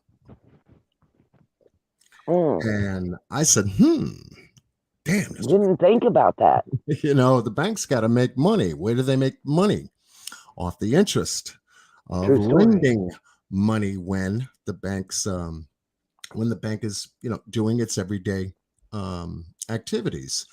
That's how the banks survive. I think RJ broke down the ratio for I think it's for every 100 in a deposit, they can lend up to 1,000, if I'm not mistaken. It's more than that. Okay. I was just looking at the differential, the ratio under it's probably closer to 30 to 1. Fraction. What is it? It's probably closer to 30 to 1. 30 to 1. Okay. So it's fractionary lending, if you will. I mean, a lot of people don't understand that. You get your debit card for free, but every time you do a transaction, that merchant pays 4 to 12 cents. Plus the rental of the processing thing. There's a lot to it. Banks don't operate for free. They give you your account free, boo. They don't operate for free. Yeah, definitely. So when you can take a look at that question and say, that's interesting. Okay, it's a 501c3. They took that money, opened up an account with the Civis Bank under the Summer Wells Reward Fund. Any funds that go into that account specifically for finding out, where Summer is and finding Summer, et cetera, et cetera. So I wonder if the bank has made some kind of interest in and of itself by having the account open, especially this long. So you would think the account itself would draw interest, even if it was, a low interest bearing account, 1 to 2%, or even 0.5%. Right. So it's going to be interesting because once these pleadings come out in the court, they're going to have to disclose that whole financial account. They definitely will. And Laura, sure. in this case, you actually can trust a judge. There is very clear defined what a judge can decide in this. It's not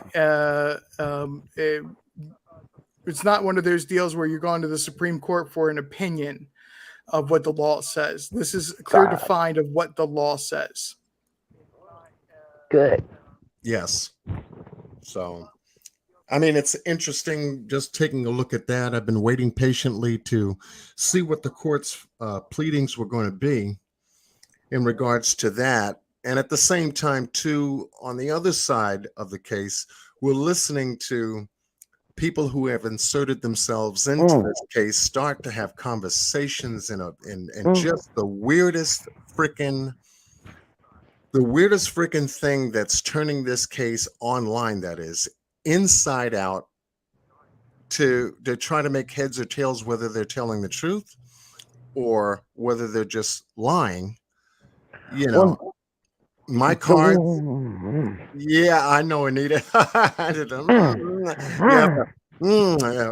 Tighten those lips up, because we can fly off the handle sometimes with a lot of the commentary that some of these folks have to say. But I take it as a grain of salt, until it really shakes into a fact or something that can be corroborated or proven in any way, shape, or form.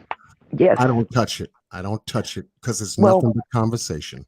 What I said about one particular statement is I'm waiting to see if the person the statement was made about takes the necessary legal action.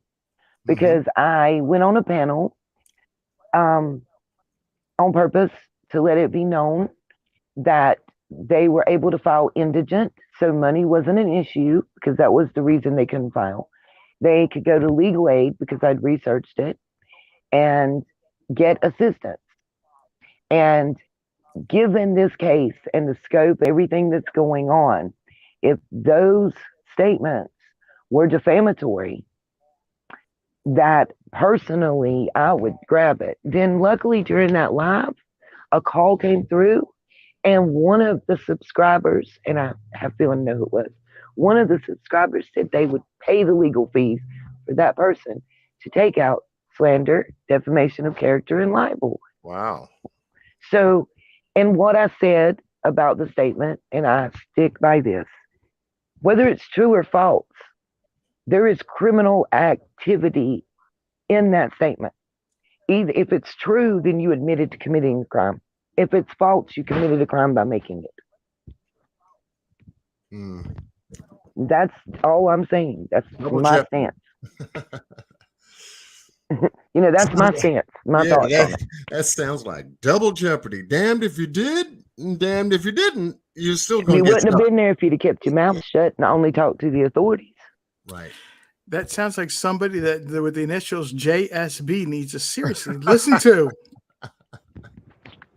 Hey, now I've some of those supporters have came after me, but whatever. How you doing? I'm good. I sleep well at night because I know where my heart and my head is. Amen. Absolutely. Amen. And just so you know, John, because I'm going to say goodbye. I've been on a live myself, and I've been ignoring my people. I just did a stint in an 18-wheeler for the last 7 days, you guys. And the whole thing behind it was I had Summers flyers. I stopped at every truck stop, every truck stop, every convenience store I could run across the street to, every rest area, every fast food restaurant, because on the even chance that there is a situation that she left that local area, we need her face out there. And I thought truck drivers, great, because if there is any trafficking situation, as has been alleged, those are the people that we need on the roads looking. I hit North Carolina, South Carolina, Tennessee, Kentucky, Ohio, and Mississippi. Tennessee, we hit all over. My North Memphis peeps, whoop whoop, y'all were great. I had a wonderful time, got to meet a lot of people. I want to give a shout out to Big G Trucking out of Tennessee. They're awesome. They actually, one of their drivers had, it's a little thing that looks like a stick and you feed the paper through it, John. And it scans it into his computer. He shared it with the Facebook group, sent it to the corporate offices. They are sending Summer's flyer in an email to all their drivers as like a bolo type thing. They are putting it up in all their mechanic shops and hubs for their drivers. And hopefully, I'm working on a couple other national and international trucking companies doing the same. So a lot of good. You know, it was a happy, good, nice type thing. You know, we hit all the men's and women's bathrooms. I know it may sound weird, but I felt like the inside of the door, and that came from Miss Smiley, one of my sunshines. The inside of the door, as you go out, everybody sees that. So we wanted to make sure we put it there and on ice machines and up at the counter where people pay. And I thought, what a wonderful time this 4th of July weekend while everybody's traveling to get these out there so people can see. I hit over 80 different establishments combined in that 6-day time, and spent 9.5 hours in one day stuck in a truck cab and wasn't allowed to come out of it because I was at a big distribution center and I didn't have steel-toed shoes. But it was worth it. It was worth it. I felt, to me, it was great. I wish I had had other missing persons flyers.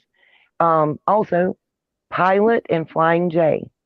Talking to them about getting a board up inside of all their truck stops, like Walmart has, where you can post missing persons. And it's a good possibility, like probability. They've agreed at this point, individual managers at individual stores can do that. I'm working on getting a company-wide directive right now, but that's huge. That's not just for Summer, that's all missing persons. And it's something that started with Summer. Hopefully we can get it named maybe Summer's Board or something like that. Right. Yeah. That's fantastic. I mean, it made me happy. Yeah, I mean, it's something personal and spiritual. That Absolutely. right there is spiritual. And for as long as you've been covering the case, I know where your heart is.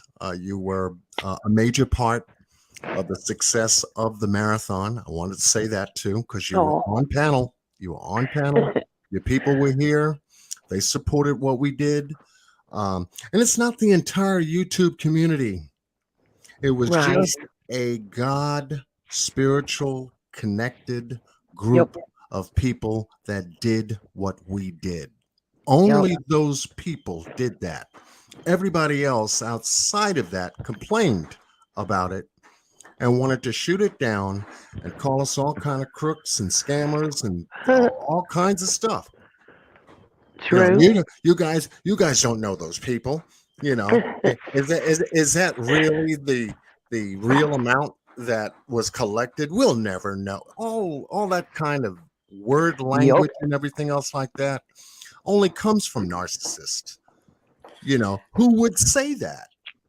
The people that would say that are somebody that would do that. Yeah. Hence, if they did it, how would they respond if folks said the same thing to them?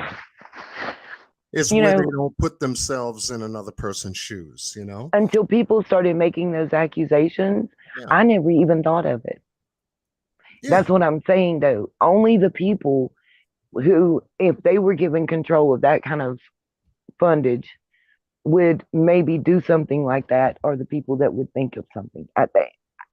I just don't see general good people, you know, doing that. I do thank you and Miss Q and everyone that participated. And I have no beef or ill will with any creators or anybody out there. You know, let's just all get out there and show some love to each other and help do positive things if we can to find Summer. It never hurts to do research, but you know, and have facts and everything, but we got to remember sometimes I get caught up too.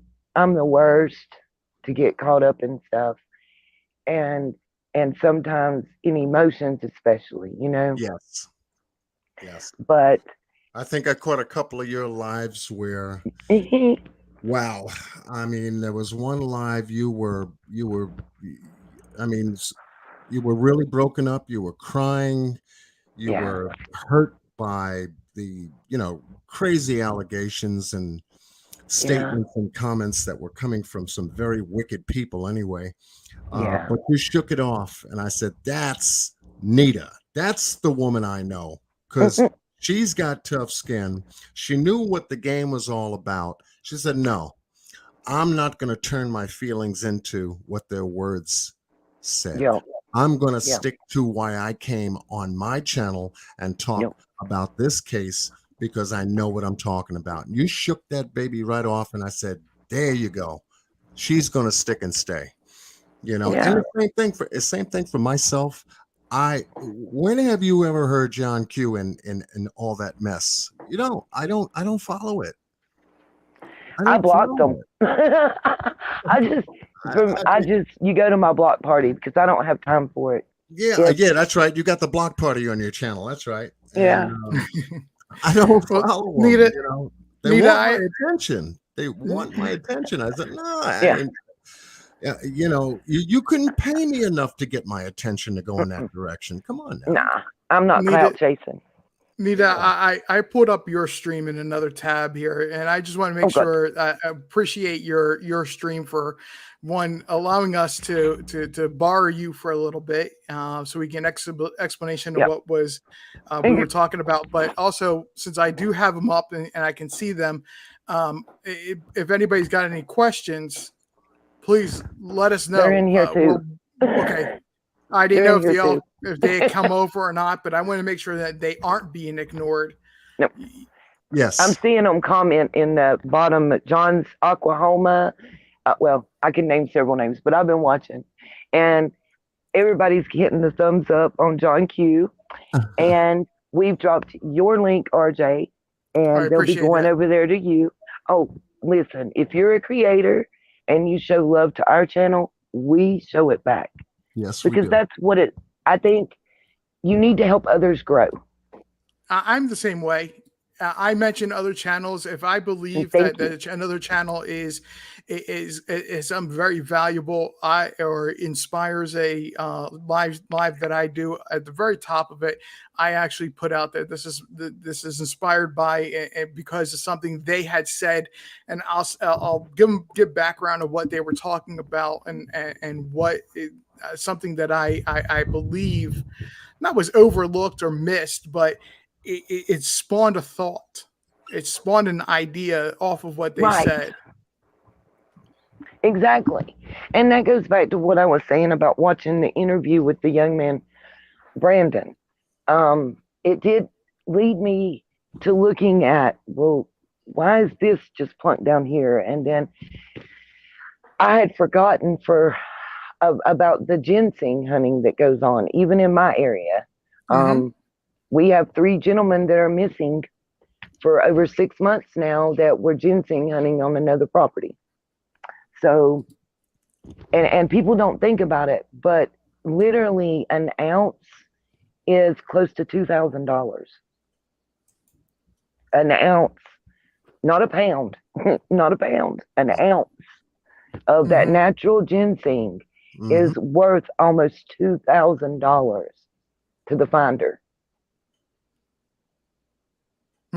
So yeah, that's enough. That things like that I do look at, and it is worth discussing. I didn't realize that it was that prevalent in our area.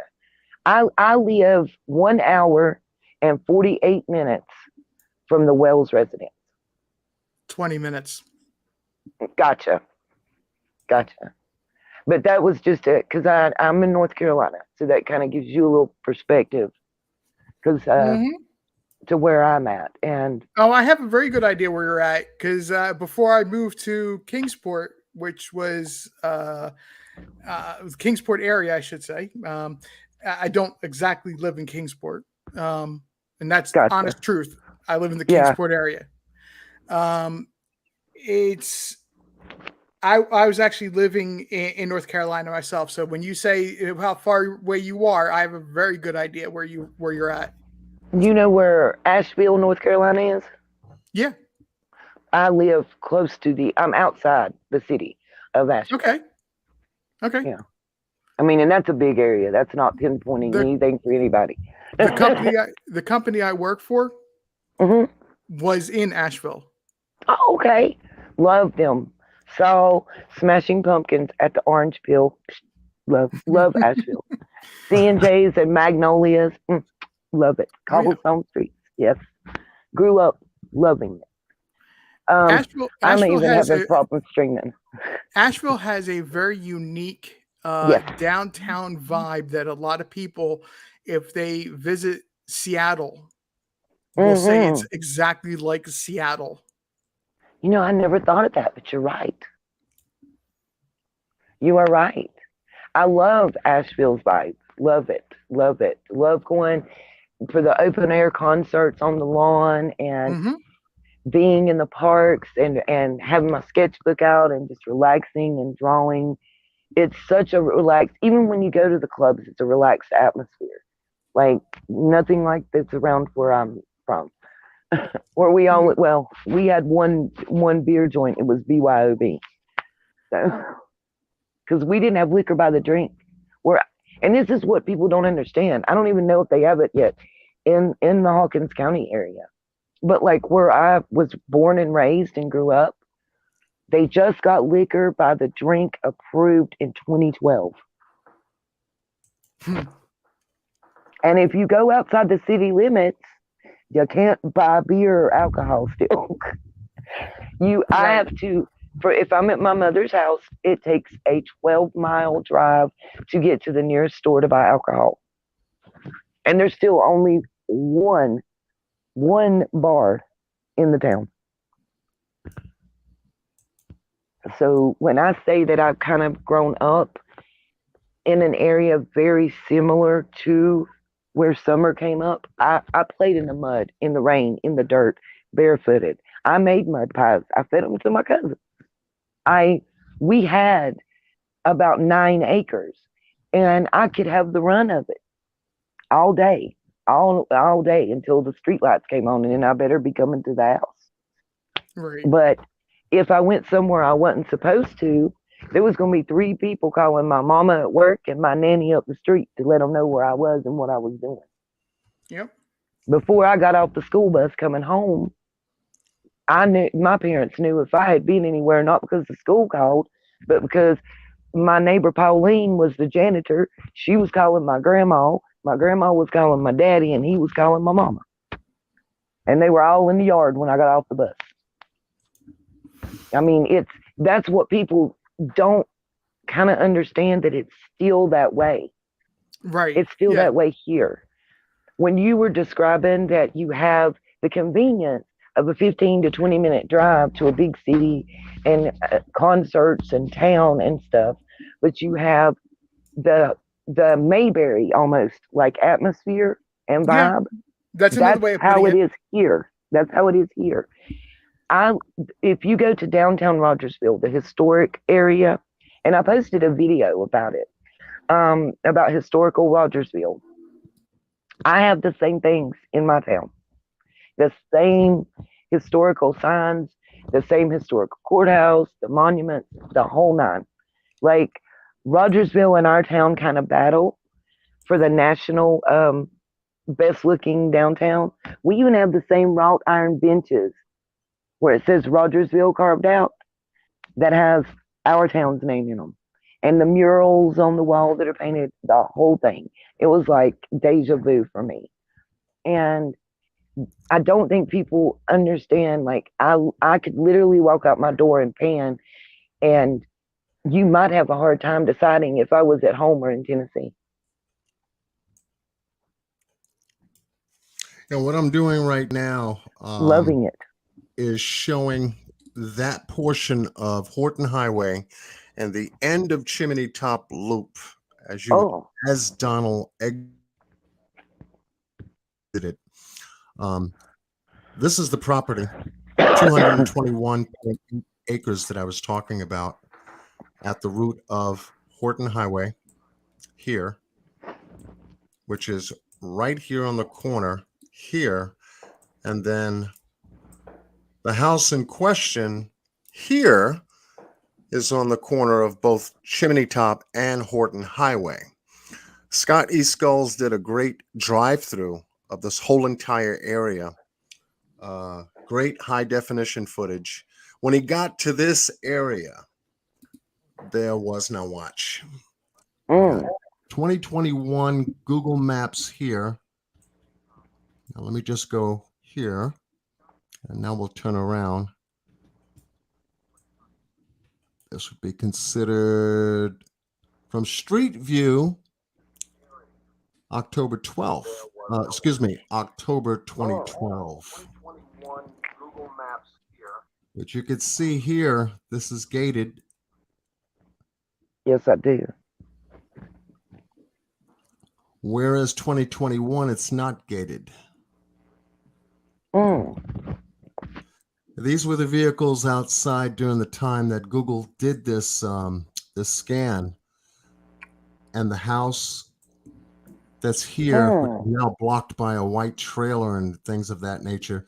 This is the house that he stated that was of question, of concern, because it did.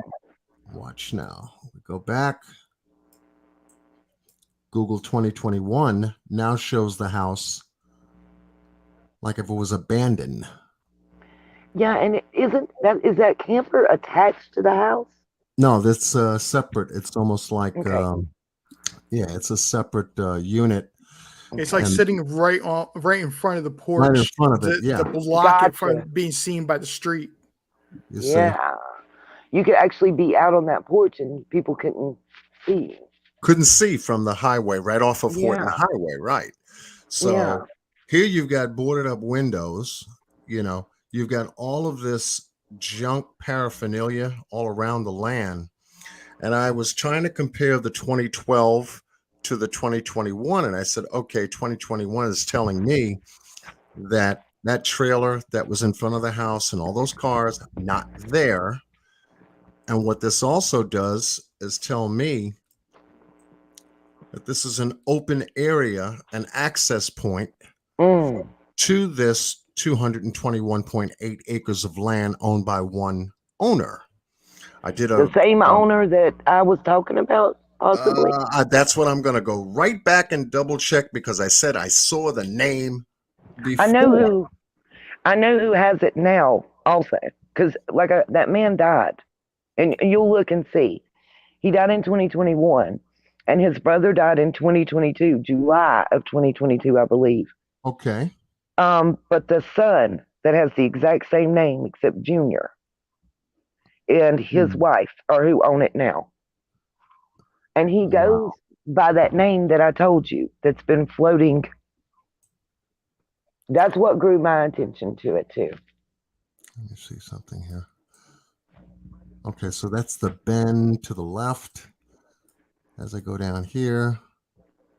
Also 2021 Google scan. This is the same route that Donald took us when he did that chimney top loop run. And there's another access point here with power towers in the back. RJ, I answered you in the chat. Yeah, when you do a Google Earth scan, all of this is the huge parcel. It's got 4 access points. Yes, that's the property. I'm almost positive, John. Okay, very good. Because there's multiple accesses, and one is on Beach Creek, one is on Simpson. I know for certain those 2. And then we come back to this house that's in question on the corner of Horton Highway. Now, is that house on a separate property, or is it included in that property? No, that's a separate parcel. It's about 2.2 acres off the corner. And then the property is divided by a larger portion of that property. So there's this is a small parcel right here, which is only 2 acres. Okay. Yeah, but I'm gonna run that name and see. Okay. Yeah, I'm if it doesn't gonna, help, let me know privately just for yeah, I certainly my will. personal thoughts. Some Yeah, things I don't always share. I certainly will, because now it's a name in question that I've got to double check in this particular area, and then I got to go back to uh, Beach Creek, Oh, back in that area, to see if I can cross reference the name if that's linked something to someone happens else. and I get knocked off, you guys, do not think I'm being funny. I'm getting slammed right now. My power's blinking. My live stream's on and off. Yeah, we're getting hit real hard by the weather. Wow.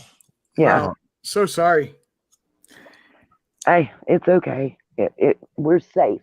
That's what matters. The answer, chat, no, I am the one from Tennessee. She is not from Tennessee. Okay. I don't know. I can't see my chat right now, to be honest with you. I know it sounds crazy. My system is locked up. I have a first generation Acer Chromebook. So I'm playing with as best I can. I keep having to reboot. I'm knocked out of my own stream right now. Oh, wow. And you're still live. You're still Yes, live? I'm still live on my channel and I'm live with you. But my stream is just my background. It's knocked me off like 5 times in the last 10 minutes. So Yeah, because you're operating off of two lives, so your CPU usage oh is no, high. I'm on my cell phone with you. And Okay. others just it's the weather. I'm thinking Spectrum It is so stopped. wonderful.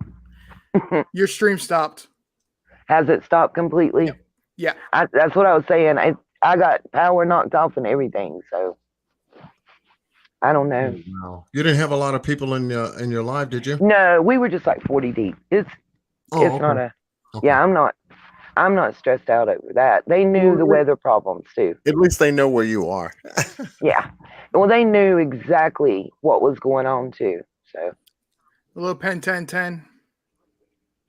yeah, So we've got I'm just making sure that it's shut down fully. right. No, from what I see, I went over there and looked. I didn't see it. It's not online anymore. It's not streaming. Gotcha. Yeah, I probably when the power flicked, it lost it because I lost Wi-Fi and everything. It's cool. Welcome to the weather. That's all I know. Anyway. Double Rainbows has been very generous with posting my link for my channel. Just watch for her to do so when she gets around to it again. Yeah, definitely. Well, Double Link has been a solid mod. Aquahoma. Yep, that's my girl. Mod. There you go. Yeah, she's been taking care of me. Miss Nita. Aquahoma's been taking care of John Q every time John Q goes live. That is the truth. That is the She's truth. good people. She is good people. Definitely. And I make sure that I'm not being selfish, but going live every day, 7 days a week, and staying up for 8 to 10 hours and stealing Aquahoma away from everybody else that she does mod for. So Oh no, she's good. She's always. Let me tell you, I have nothing. I have my Oklahoma and Cherokee girl. Got to give a shout out to her and Miss Katie Kitty, who brought me to your live tonight, along with Oklahoma. There was things being discussed in the chat that was the land we were talking about was some research that I was doing and that I had discussed in the last like 48 hours. Mm-hmm. Just basically what I told you guys, that if you see this house that we're looking at right now on your screen, okay, that you were showing in the stream, that is a typical for that area. Those homes you can see on both sides of that road are typical. So when you see a home that looks like it would come straight out of Hollywood, plucked down, it draws your attention a little bit. It's something that makes you say, that's all. Yeah, because it's an eyesore that's right there. And it was just funny that when Don retraced his steps on Chimney Top Loop, Mhm. Whether he ran out of video, which I doubt, he abruptly shuts off the camera before he gets to this point. So as he starts his drive-through of Chimney Top Loop, he doesn't show you exactly how he gets there from 110 Ben Hill Road. So when you Google it, it'll take Oh, you from 110 Ben Hill Road, go through all the way down on Beach Creek. It cuts right on Blair's Gap, drops you down all the way to Horton Highway, then cuts to a right, and then this is where I was able to track him and find out what this chimney top loop was. It was never gotcha. explained fully. It was never questioned. Why would he think someone took Summer over here? Not unless he was giving us some kind of a silent indicator to say, well, there's some people back over here that I would suspect that would do some foul shit, Right. to my baby girl, Right. John, do you mind if I throw a small rabbit trail out here real quick? Yeah. It's where we started tonight. We started off by talking about the shooting at the parade today. In Oh, Chicago. yeah. 18 minutes ago, the alleged shooter was arrested. Yay. Oh, great. They got him. Yep. It was only one? It was only one? It's one guy. Yep. One guy. Yep. Any ID on the weapon? Not as of yet. I just happen to be looking at WJHL. Okay. And it's a repeat of it's just a repeat of a story from WGN News, which is out of Chicago, I believe. Right, it is. It's just like an AP type of story where they're reposting what they had wrote up. Any age? He's 22. Any demographic information? Oh, they have a picture of him. Everything. Yeah. Here, I'll show you. I'll send you the link so you can I just privately pulled take a it look up. at it. So Great. Yeah, post that in the private chat and I can pull it up. and I just sent you a message, John, in the I mean, Okay. you can look at it as well, RJ. It's not, It Yeah, I just was appreciate it. a surname. It was just a surname and not something I'm going to put out for the world. Oh, okay. Yeah, I got it. May help you when you look that up. Very good. Yeah, because that name, I'm telling you, I bumped Yeah, I into know. that name. When you go to Times News and you pull up that obit, I want you to look at that picture Okay. and email me and let me know your thoughts when you just look at the picture. That's all I want to know. Okay. Because I want to see if it juggles anything in your brain. John, what I posted in the chat there is what WJHL posted. I didn't go find WGN story. Just it's my local channel. Okay. Let's see, man. Channel 11 WJHL.com. Man in custody after Highland Park Parade mass shooting. This came in today, 12:29 p.m. Eastern Daylight Time. Updated now at 9:28 p.m. Oh, this was about a half hour ago. So we've got Highland Park. 22-year-old man is in custody after 6 people were killed and dozens were hospitalized in a shooting at the 4th of July parade in Highland Park. A manhunt for the alleged gunman lasted over 8 hours. Police were looking for a 22-year-old Robert Bobby Cremo III. The North Shore native was driving a 2010 silver Honda Fit with Illinois license plates DM 80653. Cremo III was taken into custody following a brief pursuit in Lake Forest on Route 41 at around 6:45 p.m. He was considered armed and dangerous and accused of shooting several people Monday morning at Highland Park 4th of July parade. The downtown parade was disrupted around 10:10 a.m. Monday after shots were fired near the Central Avenue and 2nd Street.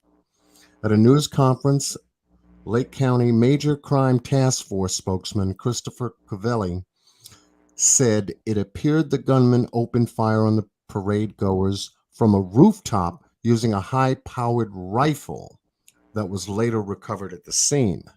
Okay. And this, oh my God. Mm. Oh, come on. Yep. I will say this: it doesn't mention this in the WJHL article. He does have a social media presence, including on YouTube. Mm. From what I have seen of the videos that he posts on YouTube, there's nothing within the past 8 months. They are not kid friendly. I will repeat. Do not watch them in the same room as a kid. Wow. So let's see what I don't think I put, no, I didn't. Mm. This guy is creepy. I mean, he's tatted all the way from the neck down. I'll tell you, the Yakuza has infiltrated the American way of life. Mm. 5 adults were pronounced dead at the scene, and another person, whose age was not given, died at the hospital at Lake County Coroner said. In late afternoon press conference, North Shore Hospital said they received 26 total patients, including 4 to 5 children, and Oh my 25, yeah, and 25 had gunshot wounds. So this guy was spraying the street. He didn't care, obviously, who he is. 19 victims have been treated and released, and the total age ranges from 8 to 85 years old. One child had to be airlifted to the Comer's Children's Hospital in Chicago. After several hours of the North Shore residents being on edge and told to lock down, police released Cremo III's picture and vehicle information. Let's see if we can. FBI presence in Hollywood after parade shooting. Oh, they were out there. And these guys going full military gear. I'm telling you. Let me see if I can do this real quick because I don't think I put the sound on. Guys, I'm going to sign off Okay. so I can check everything outside and make sure we're good here. Yes. I appreciate y'all having me, but I'm going to do a well check throughout my household too. It's too quiet, and I've got a 4-year-old in here with a 76-year-old I got to check on. So, well, definitely. thank Thank you you so much. No, thank you so very much for coming by and just to spend some time and connecting with us regarding the Summer Wells case. And you're always welcome in my house because you always Same. welcome me in yours. Same, and RJ, the same goes for you. You know, everyone is welcome always at Nita's World Chat, just as long as you respect each other. That's all I ask. We accept all thoughts and opinions as long as it's respectful. Yes. I'm the same way on my channel. And anybody that has gone ahead and decided they want to support my channel, I greatly appreciate that. And I'll be going live soon. I haven't gone live. I don't go live often. I'm like John Q. If you hear from me twice a week, it's a normal week. I might pop up on somebody else's stream here, there, or somewhere else throughout. But if I'm not live on if I'm live on my stream twice a week, that's normal. If it's 3 times or more, there's something going on. Yeah, Gotcha. definitely. That's when the news. I won't say that. That's when the news is hot, But likewise, I'm the same way. If I have something to say, you'll see me. If you don't see me, I'm working on stuff. But other than that, that's how I am, and a lot of people appreciate that because when I'm not on, it frees their time up to go to other channels and explore. Who's talking about what, and just hopefully, in my mind, hopefully you're not wasting time with the wrong folks out there doing the wrong things on YouTube. True. Right. Well, right now I'm working on something. Don't know if you guys are familiar with Jeremy Mayfield. He's out of NASCAR. He actually lives right near my son, and just a little little in-depth interview thing I'm working on with him. Apparently, there's a hearing and some court cases coming up still from what all happened with him in NASCAR. He just did a thing with Dale Jr. recently, but he's actually agreed to give me a little of his time. I'm sorry, but Wow. yeah. So I've been working on that a little bit. I got a lot of That's great. little things, you know. And that's why I cover the different cases that I do on my channel. I'm not just stuck on summer. You know, there are other stories out here. IJ Right. knows that that needs exposure, and I do my damnedest to, you know, look at those cases that I can get good, solid information on, bringing to light and sharing those stories too, whether it be Jermaine Covington out of Baltimore, or we've got the Daniel Robinson case. We're Yes. going to be having a big update with David Good. Robinson very soon. We're still working on the Buffalo, New York shooting. We're following that case. We've got Classic and Sincere's court date, the 25th of Absolutely. this month, that we're going to be following.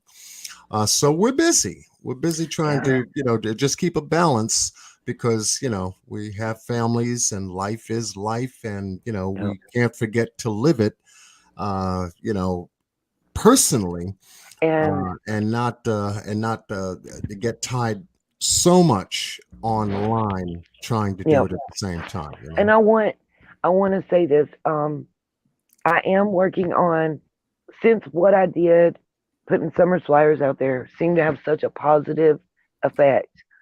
I'm working on not just for summer, but extending it to all missing persons.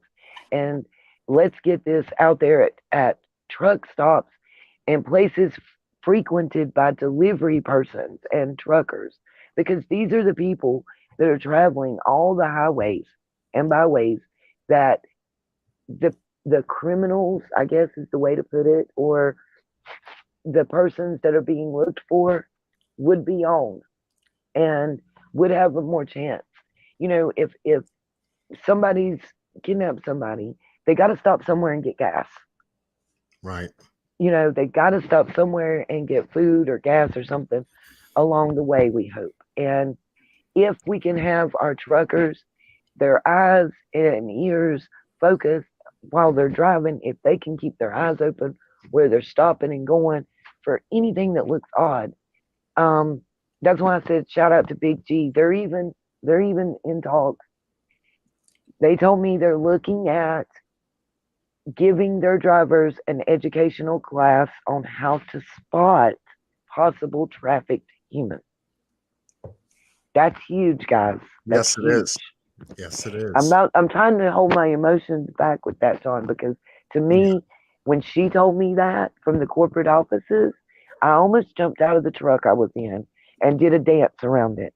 That's huge. That is huge. That is huge, because the missing kids involving the truckers. If somebody doesn't understand why that's so important, here's why it is. Look at what happened in San Antonio just last week, where you had somebody trying to bring in illegal immigrants into this country. Don't think for 1 second that human trafficking from people that are within our own country aren't happening the same way. And if a truck driver sees the face of a little kid, and it's that face of that little kid is going to stand out to them as being that this child does not belong here. This is not an appropriate place for a little kid. You're talking about the truckload of what, 41 people were found in that? Yes. Oh, Lord, 61. Yes. How many? 61. 61. Oh, damn. There was people jumping out of that trailer and jumping to their demise to get out of that the conditions that they were in that trailer before they found it. Yeah, because they said inside that truck, I think Texas had was running about 100 degrees, 100 and some odd degrees. Yeah. So that truck must have been a pressure cooker. Mm-hmm. Yep. Wow. And unfortunately, that's not the only situation like that that's occurred. Some of them we just don't hear about. They don't get the news coverage.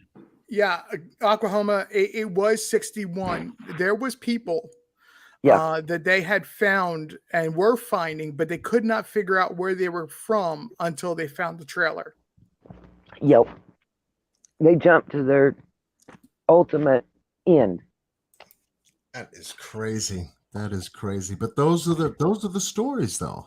You know that we try to focus on and try to bring to light as best we can.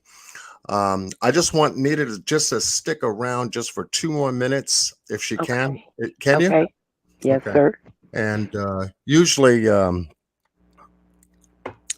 what I like to do is to wrap up things and thank everyone for being here. We're not wrapping up. I just wanted Nita to take a look at a brand new intro that Mr. Boss Blake did for my channel. I love him. Which basically covers my casework. So we'll be right back after this break.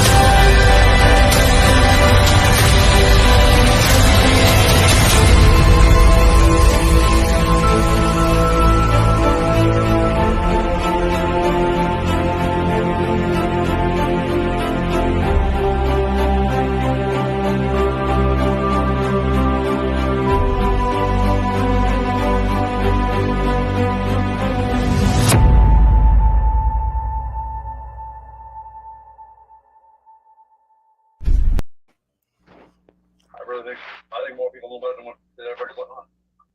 All right. We're back. I love it.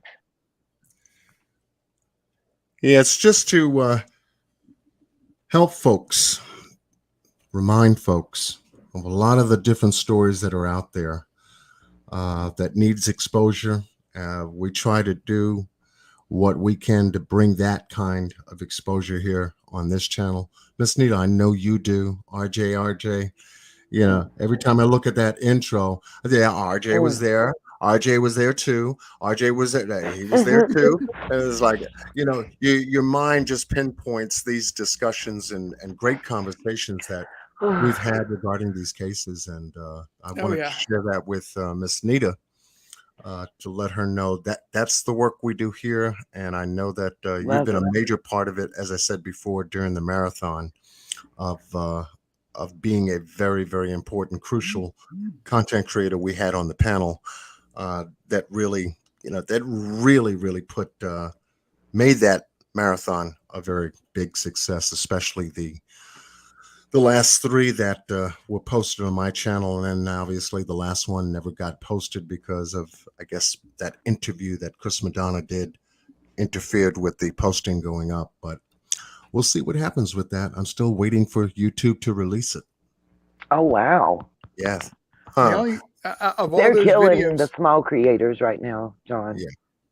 It's YouTube, the videos that we're obtaining and paying for. Yeah. If you air it too much, like news footage and stuff that you can actually pay for, and yet if it's over aired and there's, say, 5 creators air it, the 3 with the most subs is cool. Those last 2, you may lose your YPP status if you do it too much. And it's like footage from like George Floyd, Ahmaud Arbery and stuff like that. Because I was involved with those cases, not on YouTube, but was in a different format. The George Floyd case, I was actually with the BLM thing. That was a whole different thing than YouTube. But if you pay, and it's not cheap to get those DVDs, if you know what I'm talking about. There's a thing, a creator did a great explanation of YouTube's new rules, better than I could ever think of doing. But it's basically kind of knocking off the smaller creator. Right. So where, you know, we got to produce, you have to produce your own video. You can't use a clip from a news station. You can't, you know, body cam footage. A lot of people don't know this. Body cam footage of police officers, at least in my, let me say my state. Let me clarify that. In my state and many others is public information. It falls under the Public Information Act. You may have to pay for the DVD or the flash drive that they send you, but you can get body cam footage from those police officers unless it's clear, unless it's used in a criminal case as evidence. It is considered public record, and it's part of the Public Information Act that you can all get a hold of. Right.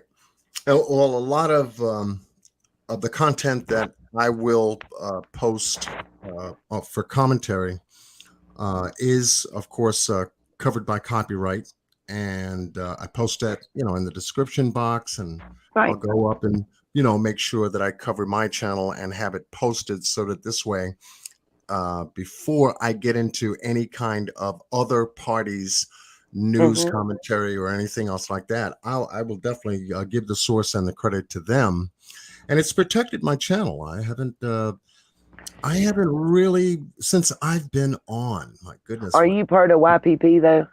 What's that? Are you part of YouTube's YPP program? YPP. I haven't heard the term before. I might be, but then again, I don't know. Do you have the ability to get super chats? No, I'm not. Okay. Then you're not. Yeah. If you are a monetized creator, By Aha. YouTube, You yeah, said the key YouTube. word right there. Yeah. Well, see, Monetization. I am. There you And go. for instance, the body cam footage from the George Floyd incident, I tried to make a video showing that. It's been used too much across the YouTube platform, and I'm Right. paraphrasing, but it's Right. been used too much by other creators across the YouTube platform. Mhm. So me using more than 4 seconds at a time, even though I paid for it and I have it and I own it and I have the right to use it legally, fully, they will demonetize me for using it. That's interesting. Yeah. I'm trying to think. Plunder. Go check out the video about it by Plunder. She laid it out there better than YouTube did. She You know, went sometimes through a struggle to get her monetization back because of it. You know, it's sometimes that I'm grateful that my 9 to 5 has a policy that I'm not allowed to make money. I'm allowed to do what I'm doing, but I'm not allowed to make money off of it. Sometimes it makes me so happy because I don't have to worry about stuff like that. Exactly. That is exactly my thoughts too. You know, a lot of folks, I think it was last year, you know, when are you going to monetize? When are you going to monetize? I said, I'm not even thinking about it. I wish You I know, never would. because it gives me the freedom to, you Yep. know, I've got Double Rainbows and Miss Aquahoma, Miss Leslie B. Any of the moderators that come in will drop my little PayPal or my little Cash App up there, and they'll flash it from time to time. And you know, it surprises me. Sometimes I'm quiet, I'm not live, and people are sending me stuff, and I'm going, oh Yeah. damn, maybe they want me to do a live, and I go live, and there they are, you know. So I'm Yeah. good. I'm good that way. I've been good that Yeah. way. I'm going to stay that way. I wish I'd never, ever agreed. I mean, honestly, and I'm saying that publicly, it's probably not a great thing, but for all those creators that are wondering if you should, your ad revenue is, I have nearly 300 videos. My ad revenue with my views, which are up there with the green circle and the arrow going up, I'm all good. It's less than $175 per month. Yeah, that's without no super chats, no super stickers, none of that part. Just what YouTube themselves gives, if nobody else. You know, it's about right around $158 a month. Wow. For almost 300 videos, and my thought process was, well, they're putting ads on my stuff anyway. I might as well let them pay me for it. I wish I'd never done that. Yeah, fell into the trap they wanted you to. Yeah, and I didn't know any better. YouTube wasn't a platform. I was mainly on Instagram and Facebook with advocacy previously, and I just wanted a broader audience and wanted to be. I'm not true crime. I don't consider myself a true crime channel. Right. I'm a survivor. My group, most of us are survivors, and you know, my channel says it's Nita's World. Why? Because I'm talking about whatever is affecting me, and that way I write my own narrative about it, and it's nothing to any of my sunshines that are there and support me. They agree, you know, if that way we can talk about whatever. Right. You know? Right. She isn't making as much as she claims, guys. She is not making as much as she claims, unless it's off of super chats and people sending money through PayPal. I didn't hear the she, so I don't know.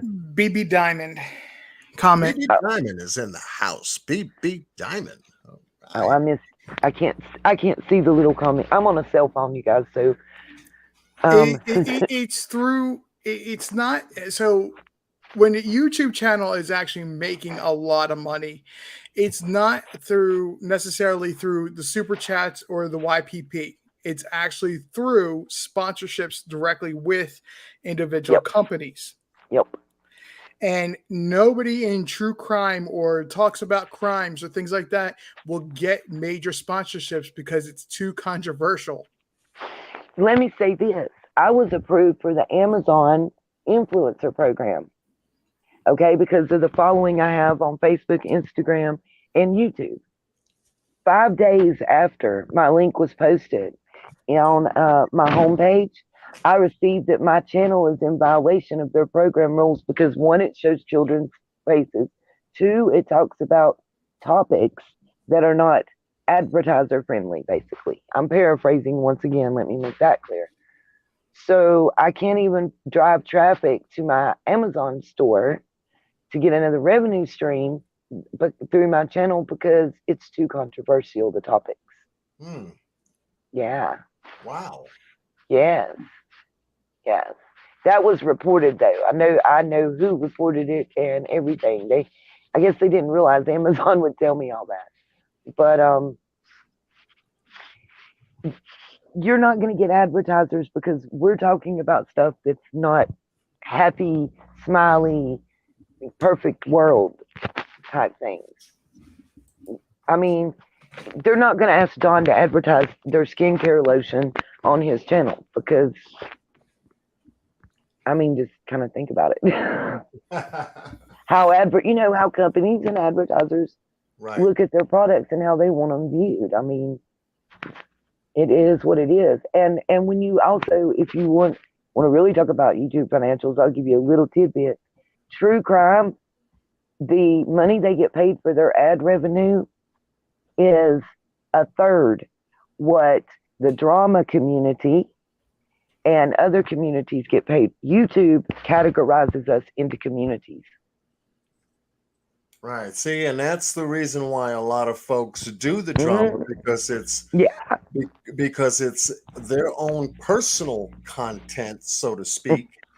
Rather than anything that is going to generate ad revenue or anything else. So yeah, that would make sense now. I understand why they do the drama because now it's personalized, protected content. Yes. A lot of it is legal and financial that people, I didn't even understand. I'm like, why are these people trying to get me to argue with them? I don't even know them. I could care less. I don't care what you do with your house. I could care less. I'm not talking about you or your family. Why are you worried about, how I put my pants on and if I go to work tomorrow or not? You're not feeding me or, why are you trying to start? Why are you calling me names and trying to start drama with me? Yeah. And I didn't get it. Yeah. But it does roll back to money. Yeah. John. So they just go to the block party now. John, we're speaking too much of the truth. Look what happened again. What happened? Oh, damn, they're telling secrets. Oh, man. What happened? I can't see you guys. It's going to mess with my revenue. My goodness. Oh, it's a running joke between me and John that when we started bringing too much truth into the chat room, and I think there's some other people's involved in it, certain advertisements show up in the chat room. Oh, I get them too. They need a date. It's serious. It's the date thing. The sunshines, if there are any sunshines in your chat right now, they will know exactly what I call them the date bots. And I said, I wish they would find them a date because I'm not looking for one. Yeah.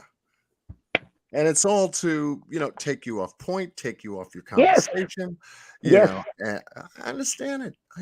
That's why when they show up, I did, okay, keep talking. We're having our conversation. I've had to, I just stream subscribers only for 3 hours. Every time I do a live stream, I've set it to that now because you can subscribe for free. It doesn't, subscribe and member is different. So I always go back into my settings and fix it to subscribers only for 3 hours. And it's not because I'm trying to keep people out. It's because I'm trying to keep the trolls and the bots and the drama out because we ain't got time for that. Yeah. And, with mods, the mods that I have, like Aquahoma and Leslie B and Rainbows. I know they're over there working behind the scenes trying to block and stop these, little bots, whatever they are, from interrupting our live session and stuff like that. But yeah, unfortunately, the only way to block them is either to do the subscribe thing, or to put a chat, put a 20-second on the chat, because they're just running a script, and if their script's not going through, it's going to go through, or if it's going to go through, it's going to go through within like 20 seconds. Yeah, if not, it's just not going to go at all, and they're just going to move on because they're wasting their time. Yep, exactly. Or if it's someone with an agenda that's doing that, then they'll show up in there. I knew you were going to say that. I knew you they'll show up. They'll show up in your chat when the bots don't get in. Yep. And John, you wouldn't believe how much clarity it'll give you on who's who. For me, do you know where they show up? Is not in my chats, but in my comments. Yeah, I get them there too. To the point where to the point on a couple of my videos, YouTube has turned off my comments.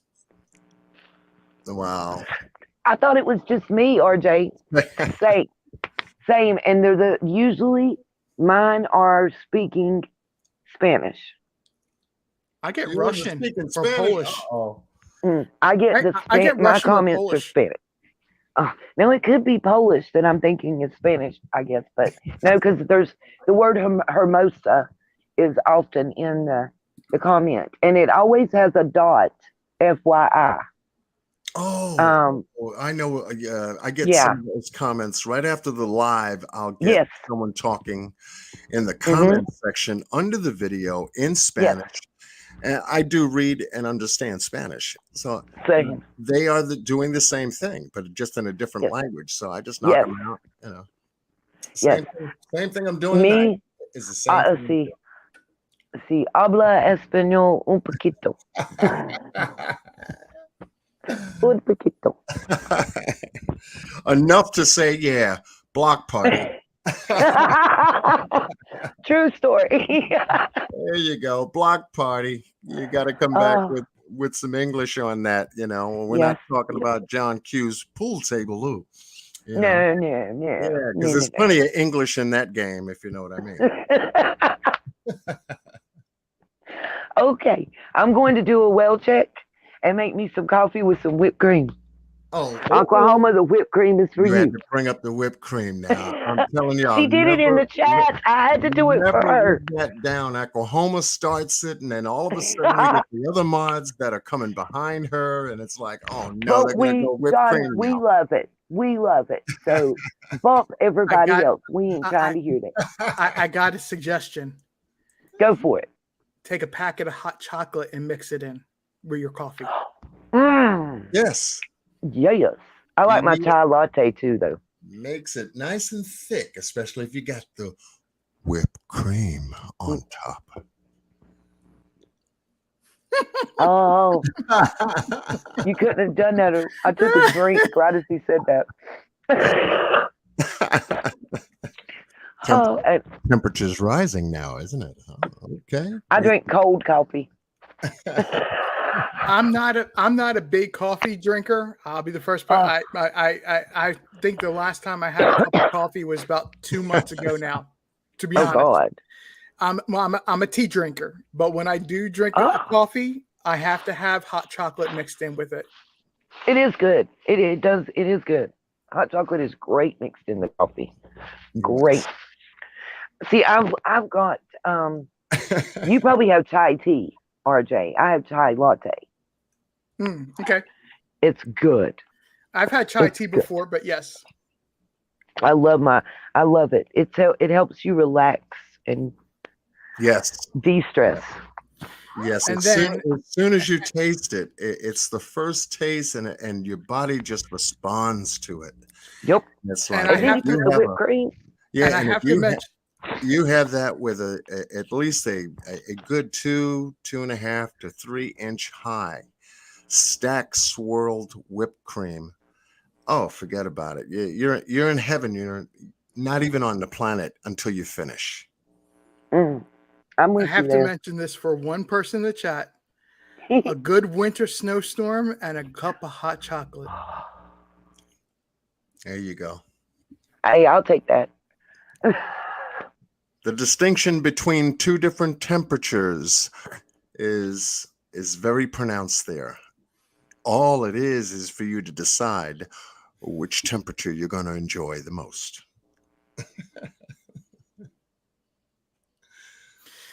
Sounds like a plan to me. Yeah. All right. It's always been a plan here, but I'm going to say peace, love, and light, and I will see you, gentlemen, another night. yes, Absolutely. Miss Nita, thank you so much for dropping in and dropping by. Much love to you and your family. Thank you, and much love going out to you guys and your families as well. And thank you for having me. As always, it was awesome. Yes. Thank you, Miss Thank Nita. you. Thank you, guys. All right.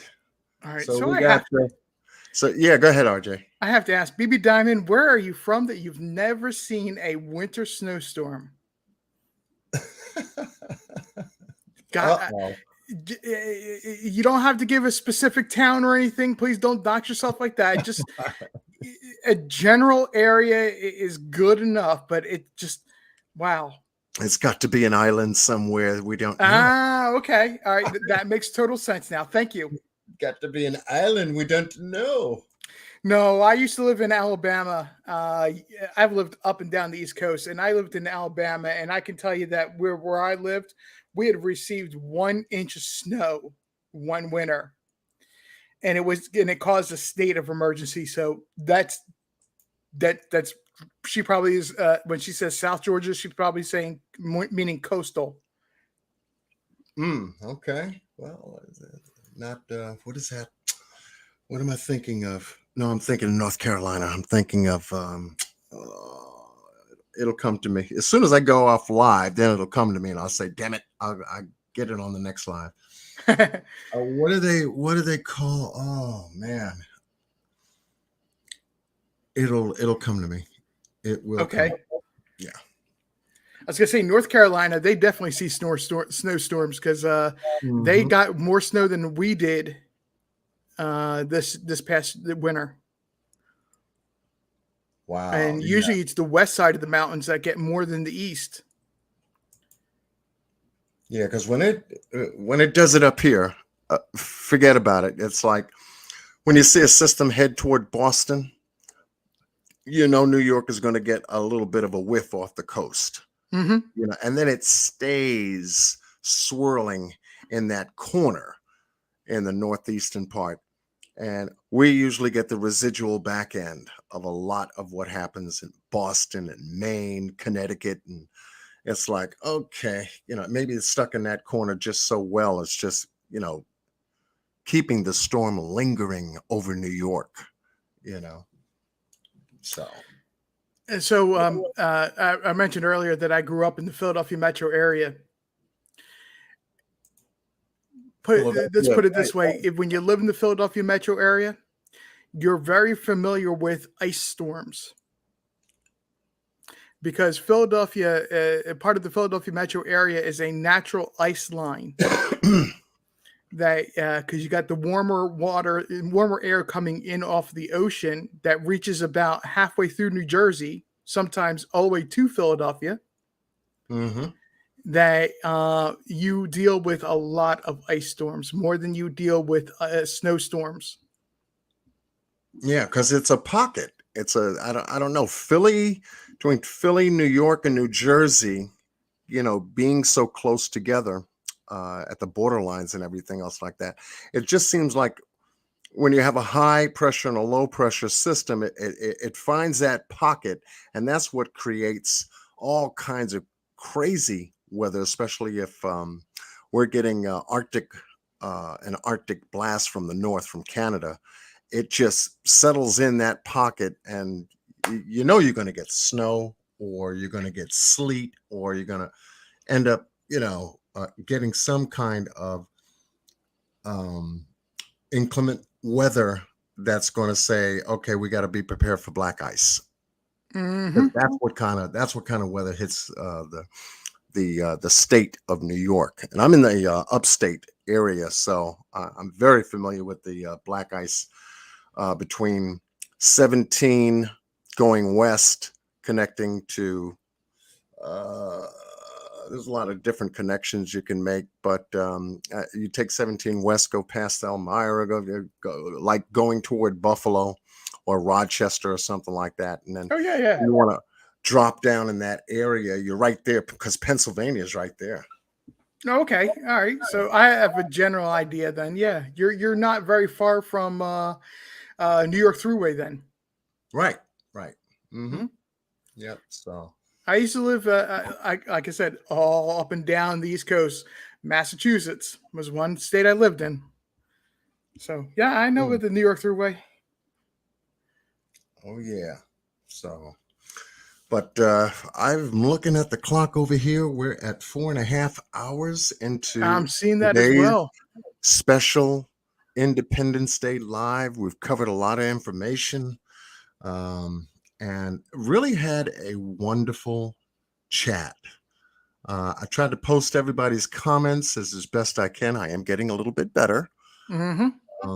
But, like I said, practice, makes perfection. And many times I go live, I'll get into presenting so much on my screen as sometimes I'll forget to post chats, even though I'm reading them.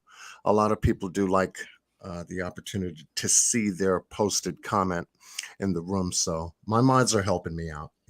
They usually go, he didn't see my comment. I just posted it. Scroll back up. It's like, okay. I try to respond, especially if I feel like it's directed to me, whether it's your live or my live or even Bossman Blake. If